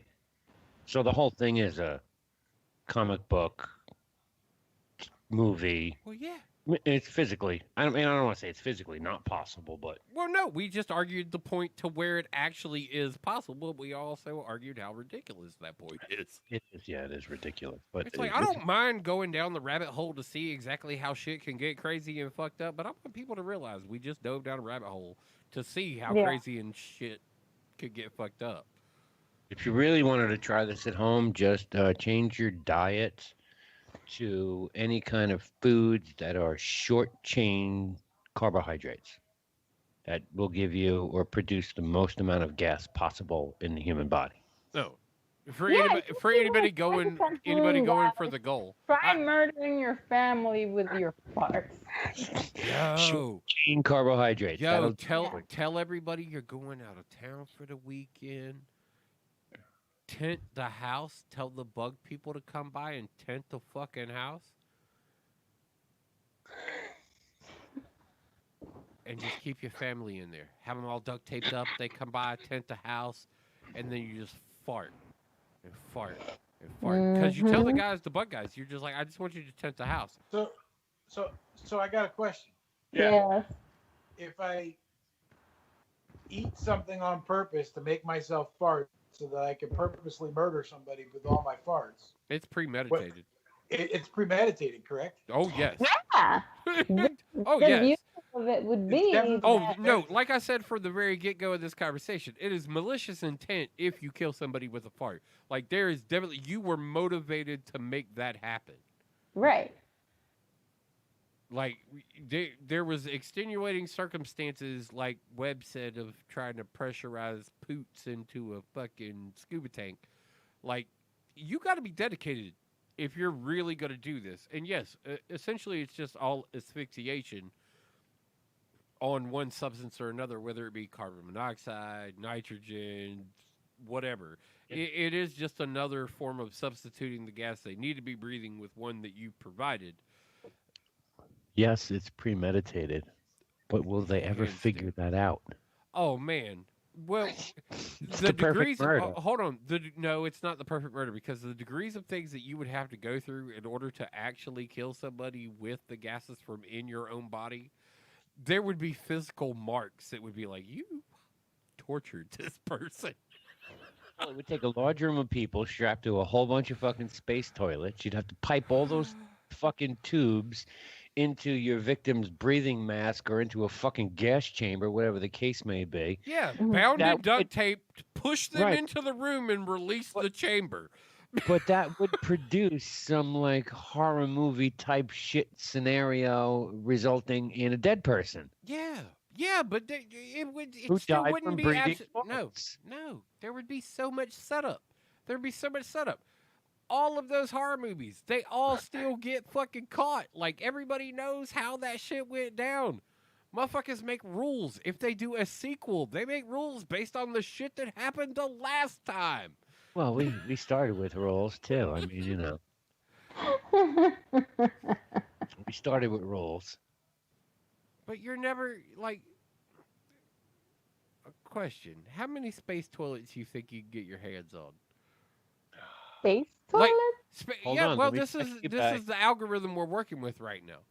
So, how many space toilets you think you can get your hands on currently, and how many do you think it would take in order to suck out enough to kill one human being? That's a toilet. Hold And on. now let's talk about the number of loose lips that we got to deal with on the other side of this, because you said perfect crime, and you're assigning a bunch of Hitlers to kill one guy. Because they about to gas him. I can buy a photo of a space toilet for $7. There. See, this is how it is not the perfect crime. Yeah. Hold on, I'm not done. What's the best you could do? I could buy a picture of a space Hold toilet. on. Let me sort by price with There you lowest go. Problem shipping solved. first. Oh no, that didn't work. Let me just try price shipping highest first. Okay, there we go. NASA toilet memorabilia. I want to go have It's assigned by one of the astronauts that was on the space shuttle. It's Dr. Flushy. Done rethinking. How May the much does it flush be cost? with you. It's $75. No, you can't buy one on eBay. Okay. I can get a picture of it. Okay. But, again. Yeah, you're you know, right. Lyndon Don't- and hey Jay, I want to say Yeah. this: it is less likely that anybody in the world has ever been killed by one person's fart Yeah, it's not possible. than it is the Illuminati is out riding around on the world's oceans in fucking ocean liners. It could be. The world's flat.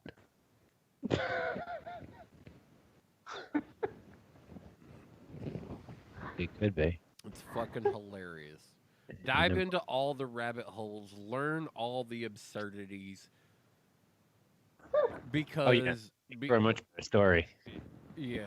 So there was this one time Yeah, I learn was the standing at a absurdities. Best Buy, and this person just handed me a card that was like, "The world is flat. Go to this website to learn all about it." And I was like, "What?" Of course. Did you go to the website? I did. It was hysterical.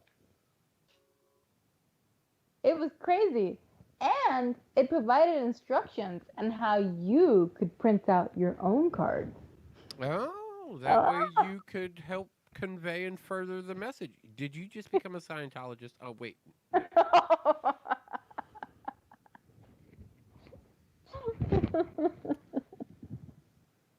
If Webb heard that, he's panicking now. Yeah, he heard that, and he was like, "I don't want to talk about this." You know he don't like talking about the Scientologists. They are pretty scary. It's an amazing story. Yeah. Have you read the book, the one that Lawrence Wright wrote? No. They made it into a documentary. It's called, the Going Clear. Yeah. His book is amazing. His book, like, he goes in. Like, if he writes about something, he's not gonna stop until he's got everything. Like, I mean,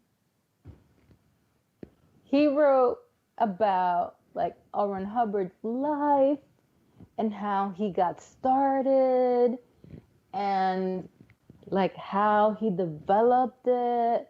And, like, it was so thorough. And then he met with the Scientologist lawyers. Like, it was him and a room full of lawyers. Yes. Hired by Scientologists. They were like, "Yeah, well, you've got this here, but we actually got all this stuff debunking it." And, like, he's so good. He would, like, ask a question that actually made them give him more information. Oh, yeah. Like, he's like a ninja. I love him. It's kind of the fun that there is to be had out there. Yeah. You look at people dealing with all their real world shit, and you're like, all right, so what about this rabbit hole of bullshit? And then you learn about all the other shit that they're actually into, and you're like, oh, okay. Yeah. Detector like that. What are we doing? You're going down a lot of rabbit holes there, Trump. Don't you call me that. I know, it almost came out, right? Trump thump. Thump. God damn it, indigestion's back. Uh-oh. Over drinking the beer again. Eating the Tums. That's not gonna do anything. Hey, you know something, Webb? Yeah. The least you could have done was left some good beer in the studio. You know that, right? I was wondering if anybody was going to call that shit. Bryn's the one that actually took the beer from the studio. Okay, hold on a second. In the back of the fridge Yeah. is a wine bottle with a label on it of a chick with extremely hard nipples. I like it already. Go ahead. The name of the beer is called Farmer's Daughter. Okay. There is one bottle in there. It needs to be poured into a glass. A goblet would be perfect. A goblet. He was like, I think I got a goblet. Is that new?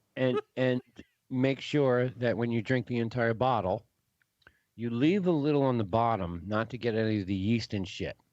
Yeah, it's got a heavy sediment. That is a homebrewed beer in that fridge. You can drink it. It's fucking outstanding. It's a Saison. Farmhouse Saison. It's excellent. There is good beer in that fridge. Actually, there isn't that much beer left in there. I don't know why, but Because Kevin Goatee drank it all. it's possible. Exactly. No. You're gonna blame it on. He's the one who drinks all the beer in the fridge. Brings fucking 3 Sam Adams. And then drinks what's in the fridge. It drinks all your beer. I don't give a shit. All right. I was actually hoping there was a Guinness in there, but Well, if there ain't no Guinness in there, you can talk to the other John for drinking them. yeah, He's a Guinness freak too. I haven't had a beer in like, damn, I can't tell you. I think I'm beered out. I think this might be the last beer I might finish. Might. I think I'm beered out. I think 36 days of drinking nothing but beer and coffee and Bloody Marys are taking a toll on my body. Oh, you don't say. No, I do it for the first time. I admit it for the first time. A constant diet of beer. It's not so good. It's kind of like, Who kinda would like, think it, huh? I don't know. They tell you a beer a day is good for you. They don't say So I that. figured if they said 1, I figured, 7 a day might even be better. Oh, okay. Well, they don't even say 1 though. So No, that's all. there was a time where they said a glass of wine. Yeah, a glass of wine. Oh, hops are good for you. Oh, I thought it was Jack Daniels. Right? No. That too. All right. That too. I can't drink that though. It fucking upsets my stomach. Oh, kind of like beer. Jack Daniels upsets your stomach? Yeah, it brings his friend John. The one you usually pray to, the porcelain altar, John. Yeah. Yeah, for me, it always brings that. And that's never good. Did you know that whiskey and bourbon and shit supposedly don't have any carbs? Whiskey and bourbon don't have carbs? Google it. Yeah, Looking because at you're not this- finding that information out on the side of the bottle. No. It's true. No, it's actually whiskey and bourbon are keto friendly. Keto friendly. Oh, okay. I see. Friendly. There ain't no such thing as keto friendly. I mean, yeah, there is such a thing as keto friendly. No, it ain't. Not one. No. No, not at all. Until you drink too much of it, and then if you drink too much of it, you actually slow your metabolism down, so it doesn't help you anyway. Yeah, and women shouldn't be on a keto diet because it gives them fucking keto crotch. Keto crotch. What's Yeah. keto What the hell crotch? is keto crotch? In the words of Otto and George, stanky pussy. That's the fact. Go look that up. Go ahead. Doesn't that give you, like, Stinky body pussy is a crust? relative. Stinky pussy is a relative term, and there are a lot of things that can give you stinky pussy. Go Google keto crotch. Go ahead. Put it in your browser and type it Yeah, in. there you go. Also, make sure you click that anonymous tab over there on the side when you do that. Make sure you open an incognito window before you do that. Yeah. Keto crotch actually refers to a temporary change in vaginal odor in women who are on a ketogenic diet. Keto crotch. Okay. Come but on, what is that, the Urban Dictionary a or what? change in odor is relative to the smell perception to begin with. Like, what if she already has stinky pussy and keto crotch is actually a pleasant thing for her? You love me. Took it the other way. You fucking love it. I mean, stinky pussy is a relative term. Beauty Right. is in the eye of the beholder. Stinky pussy is in the Oh. eye of the toter. No. Beauty is in the eye of the beholder is just something ugly people say. What? Yeah. What do you mean, what? I like how she, over the glasses, looked at you, too. She was like, motherfucker, please. But it's true. No, it's not true. Sure it is. That's only something fat people say or ugly people say. Not true. Yes, it is. I've never seen a beautiful woman go, oh, that's so sweet. Beauty's in the eye of the beholder. No, it's not. What do you mean? What does that mean? Oh, You've never seen a beautiful woman say, "Oh, that's so sweet, beauty is in the eye of the beholder." That means that you have ascribed her as beautiful, right? What? Okay. Yeah, that's what you Okay. said. Okay. Well, So- beauty is in the eye of the beholder. Now, it is commonly a reference from people who consider themselves attractive, generally when talking about somebody they see that is non-attractive, that is being attracted by somebody else, where they point at that person and go, well, guess beauty's in the eye of the beholder. Right. Yeah. Yeah, true. All I right. think that's true. I mean, I feel that way about a lot It's of a people. it's a third person perspective at that point. Like, Yeah. Still I think mean- it's something that fucking ugly people say. well, I mean, ugly is a sense of like perspective on that. Yes, And it could perspective. be it could be Yeah. ugly from a personality perspective. I mean, we know all the degrees of ugly that could exist within that. Yeah, are you talking about like physically ugly people, or are you talking about like just ugly personalities? I feel like if I answer that question, I may never live it down. Yep, he's incriminating himself at the moment. He knows where he's at. He knows what. Mhm. See, it's weird when Webb actually finally catches up with the fact of, oh wait, hold on, I think they actually got me down a lane this time. Yeah, I'm not so sure if I should answer that one. But if I was to answer it, I would be physically ugly fucking people. That's something physical ugly people say. Physically ugly people say Yes, ugly. Like fucking Wicked Witch of the West ugly. Oh, beauty's in Okay. the eye of the beholder because you're fucking ugly. Of course you feel that way. Well, Wicked Witch of the West, I like, that was actually probably one of the best examples you could have given yourself, though, because she was not only ugly through, I guess, what you would say physically, but she had that personality of ugly as well because of such a desire. Like, so you walk the most political tightrope you could.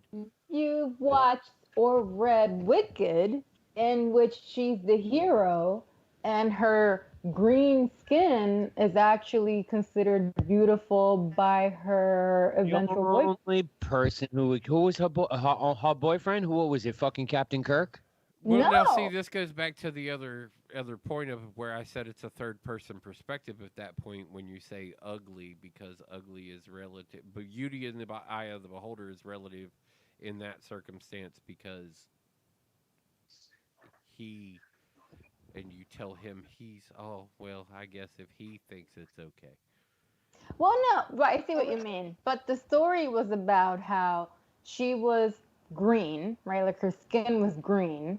And the story was about how she and Glinda, the good witch, right? Like the rivalry across time, and how everybody thought Glinda was the good witch, you know, because she looked a certain way and she did things a certain way. But it turned out that, like, maybe she wasn't so good, Right. and maybe she wasn't so pretty, you know, like such a pretty person, like maybe the and you know. Ain't you guys ever watched Shrek? Come on now.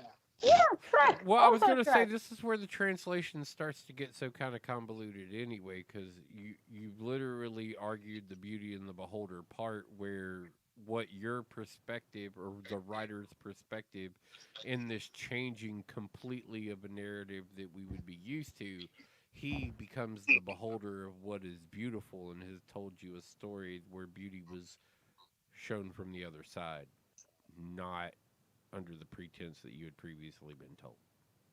Yeah, that was an interesting way to look at that fairy tale, because the spell was that, you know, once you're freed from this curse, you'll take love's true form or whatever, Right. you know, and when the spell was finally, you know, broken, she actually became like an ogre, because it was more about, Right. you know, Well, because the beholden beauty was the natural self that existed there. right. Yeah. But Webb's argument still is to the, you just narrowed it down to the fact that an ugly person said they were pretty. An ugly person said they were pretty. Yeah, they're ugly. Like love's true form, beauty in the eye of the beholder, love's true form. Nothing changed about her, and he's still saying, yeah, but she was still a troll. Oh, she's got a nice personality. Yeah, right. And she's fucking ugly.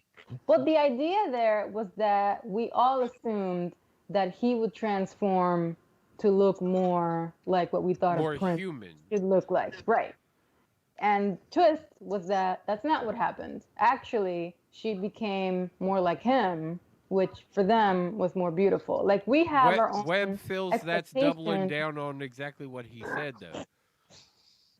What did- Webb feels that's doubling down on, yeah, like I said, ugly people are the only people who say beauty in the eye of the beholder. Yeah. Like, that is literally what Webb's going through right now. I see it. I see it in his face. I'm like, oh, I see where he's at. You just proved his point, basically. Yeah, that's all you did was essentially just go, yeah, you're right. But how? I don't get that. That doesn't make sense. Like, how am I proving your point by saying that we have preconceived notions of beauty and your ugly may not be somebody else's ugly? How is that proving your point? Everybody's got a scale. Everybody flattens out on that scale. There's always an ugly person to someone, period. Yeah, there's someone who's unattractive to you. So that means course. saying that beauty's in the eye of the beholder means admitting that Well, he's saying the you statement. have a standard of beauty. Then yeah, that's true. No, he's saying the statement originates from a point of concession. Oh. Yes. I agree with that. I agree with that. Well, sure. By the way, It's like, a weird semantic, right? Sure. Yeah. if you're on a keto diet and you women, and if you Steak pussy. smell the strong smell of nail polish remover, you might want to think about getting off that diet. Yeah, Or increase your water bill. true that. It's amazing that you turn into the smell of acetone just by keto diet. Only lasts a couple of months though. Well, I mean, it makes me wonder about like certain Yeah. considered masculine diets that are like this new fucking carnivore diet that's been going on. That's because creatine is what helps build muscle mass, especially if you drink lots of water at the same time. You'll build mass quick. That's why they tell you eat a fucking pound of red meat every day if you're a bodybuilder, which is not really a good thing to do. No. No, the repercussions out of that amount of iron taken in. Yeah, and the amount of stiff poops. Yeah. Yeah. You might get yourself out and you could be dead on the toilet bowl. Oh, but that's where the fiber conversation's been such a hilarious one to listen to. If you go like 60 years back over the argument of fiber in a diet. Yeah. Now everyone drinks Metamucil like it's going out of fucking style. Yeah, go through the argument of fiber on the American diet, and just go 100 years back and just run it that 100 years, because fiber has a direct opinion over the past 100 years in the American diet. Yeah. Like fiber by itself has its own outstanding opinion. Like by itself? Oh yeah, Yep. yeah. Go look up, like I said, just go look up fiber in the American diet over the past 100 years. Too much fiber is not good for you. You will be amazed how much fiber you can get into your fucking knowledge diet.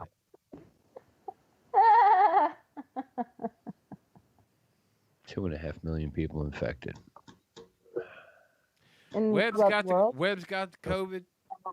It's a big number. No, I getting wanted closer to race. though. I wanted to race, but I'm not going to get to race with my buddy. So It's it's 11:15. I'm ready to wrap it up. Yeah, okay. It's getting closer and closer. 2.5 million people infected. oh, I'm 4 going to million, race. 4 million people in the United States tested. Those numbers really don't mean dick. No, recently Joe Rogan suffered a little bit of flashback because he was like, "We're going to test you right here before you leave," and what he was testing and paying for were antibody tests. Yeah.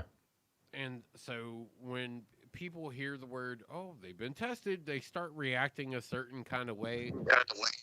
And when you look at what the real numbers are and how those numbers stack out related to people who are being antibody tested, which antibody tests are not FDA approved for the majority and can be performed by just about any local doctor that has access to or the willingness to access a COVID antibody test, but they're made by any Tom, Dick, and Jane across the market. Yeah.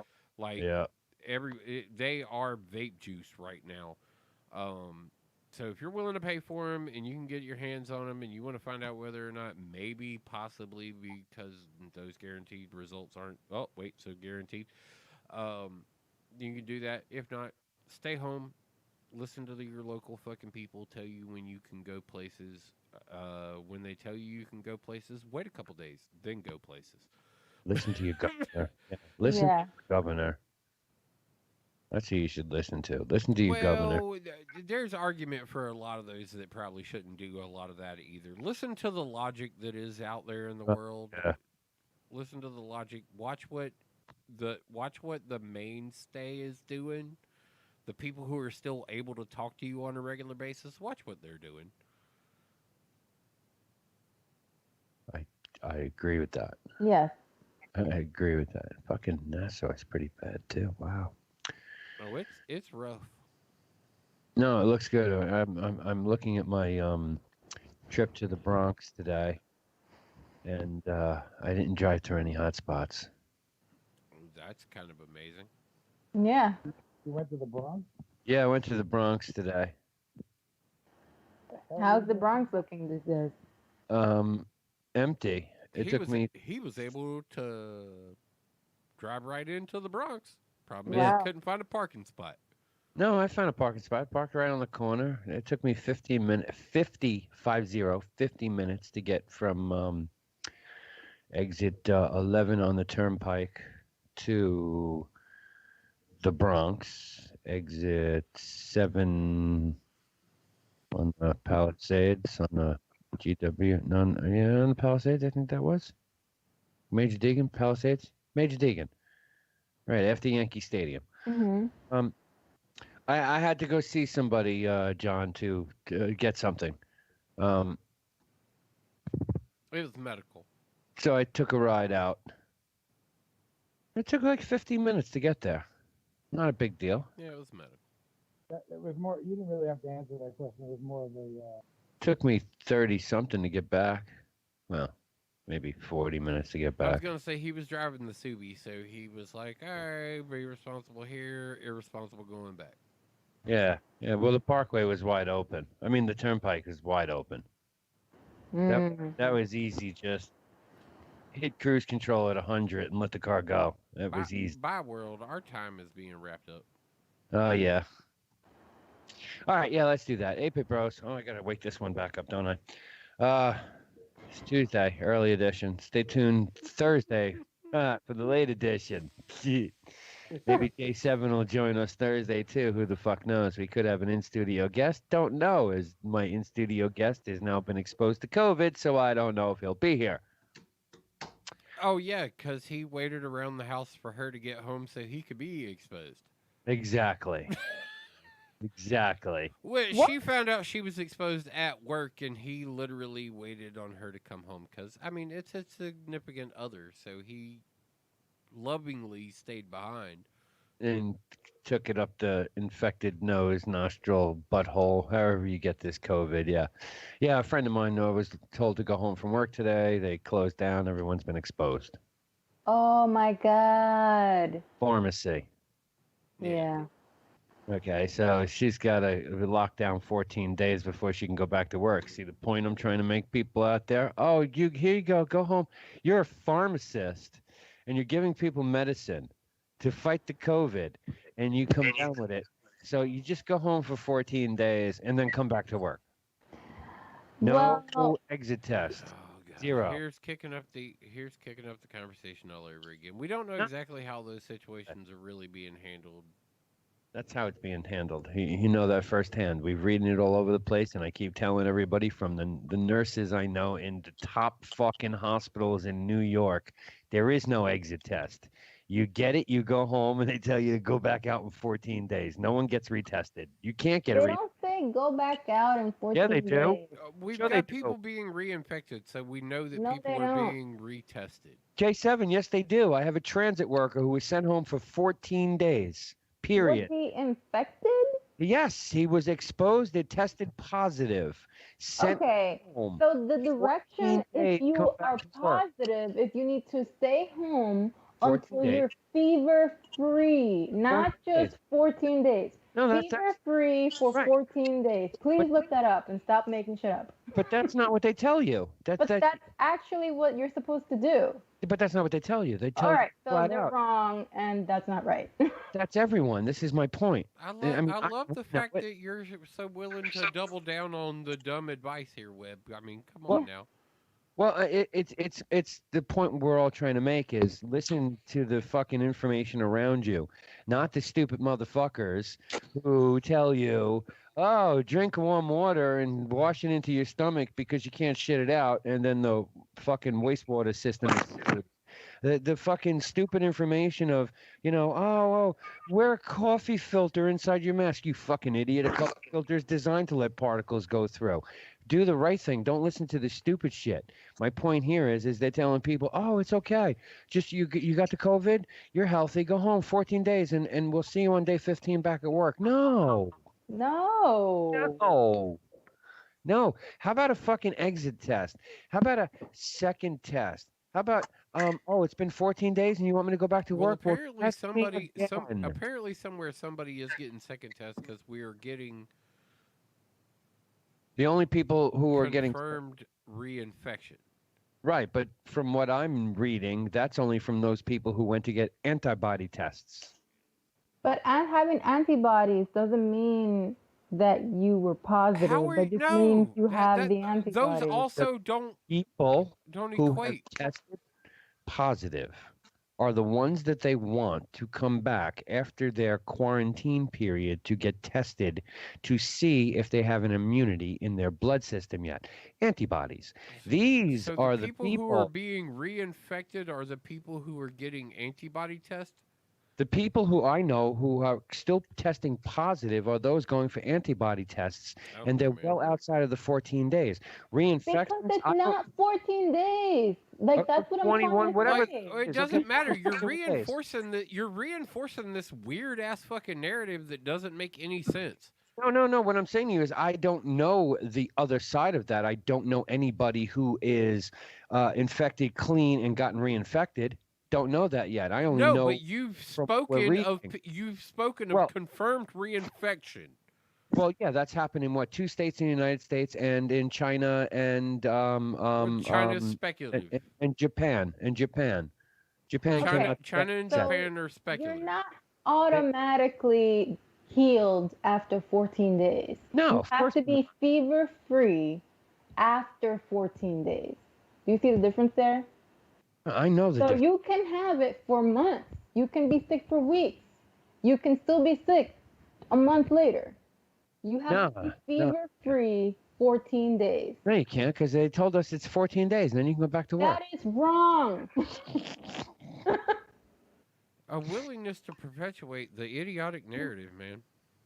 Hey, look, I'm just trying to reinforce your points. J7 is absolutely correct. It's not fucking 14 days. It's goddamn 10 months. Go get retested. Buy a fucking home test. They're selling them now. Finally. Are they selling home tests? Yeah, they're just starting to. They're don't going. buy the home test. Those They're are Don't buy the not- home test. Just stay home. They're going to And the market if you have a fever today, next week. and if you have a fever tomorrow, and if you have a fever the day after that, there's no need to get tested because you still have it. So what are you saying? If I don't have a fever, I'm good? If you have a fever and then you are fever free, that means you do not have a fever. Right, no fever. After 14 days, Right. then you should get the antibody test. And if I'm still coughing, but I don't have the fever? Then She you should said probably... antibody test. She said just get the test. She didn't say go out in the fucking public and live your normal life. She said get I the didn't test say that. to see I if know you had that. the antibodies. That's all she said. She didn't provide any other information beyond that. She only told you that at the end of the 14 days, you should probably be tested to see if you have antibodies. She didn't say go resume a normal life because you're fucking cured and you're good. You're yelling at me like I'm saying that. I'm not even saying that. My question was, so if I'm fucking fever free, I can go out and get a test. But what if I'm still coughing? That's a sure sign I'm still infected with something too. It's not just a fever. There's a combination of things. Yeah, true. So if that was you my point. had a fever and then you stop having a fever after 14 days, Right, a you good should chance go you're get an antibody test. exactly. Good chance you're coming down off of that shit. Yeah, No. exactly. On that There's note, a good chance that you need to check and see exactly what your status is. Well, that's the viral replication. Yes. Yeah. It was larynx, tongue, lungs, gut. If you got any of the fucking issues there, stay the fuck home. Yeah, I mean, it's Not, you it's know, not I just a fever, it's not just a cough. If you've got a fucking runny nose after 3 weeks, stay the fuck home. Stay the fuck home. Yeah, if you have obvious symptoms, don't be like, well, it's been 14 days. No, stay home. You still have it. That's right. Yeah. You got fucking swollen lymph nodes in your throat, you still got it. If your lungs hurt, you still got it. Potentially be tested. Don't go places No. and You're right. continue to contaminate anybody. Oh, and if you have If serious, there are at-home tests that you have the option of taking, I still highly don't recommend doing that because nothing being distributed publicly right now has got any FDA approval. no, nothing has. Well, nothing. Not even the tests they're fucking giving you at the drive-ins are FDA approved. It's all rushed to the market to save people. Here's the one piece of advice I can give you before we get off the air. After your 14 days of quarantine, if you have any kind of chest pains, lung chest pains, go to the doctor immediately. Go get checked out. 14 days, lung pain, big time issue. Go get checked out immediately. John is like in bed. He's like, yeah, I'm done with you people. I'm done. He was like, I can't believe I've even held on to the fucking phone this long. Right? Yep. 8-Bit Bros, Tuesday. John Jameson, thank you so much for chilling with us. Yeah, it's been fun, guys. J7, as always, a pleasure. We'll see you Thursday, late edition. Who the fuck knows who shows up? Maybe Ren will be here. Maybe Jess will be here. Maybe fucking Jim Mandrinos will be here. Who knows? Maybe John would just be like, you know what? I ain't got nothing else going on. Fuck Might it. be back. This is a reasonable interruption to my day. I might be back. We might have to open it up to a bunch of other people too and get them all in here and make it a party. Make them do some serious, like, how am I going to get 8 people in those windows? Dude, I've already sent you a picture of exactly how I'm able to get more and more people into the windows. I've redesigned this border shit. All right, 8-Bit Bros, Thursday. Tuesday, we're out. We'll see you Thursday for day fucking 40 or whatever the hell it'll be. Peace. We out. Adios. Bye.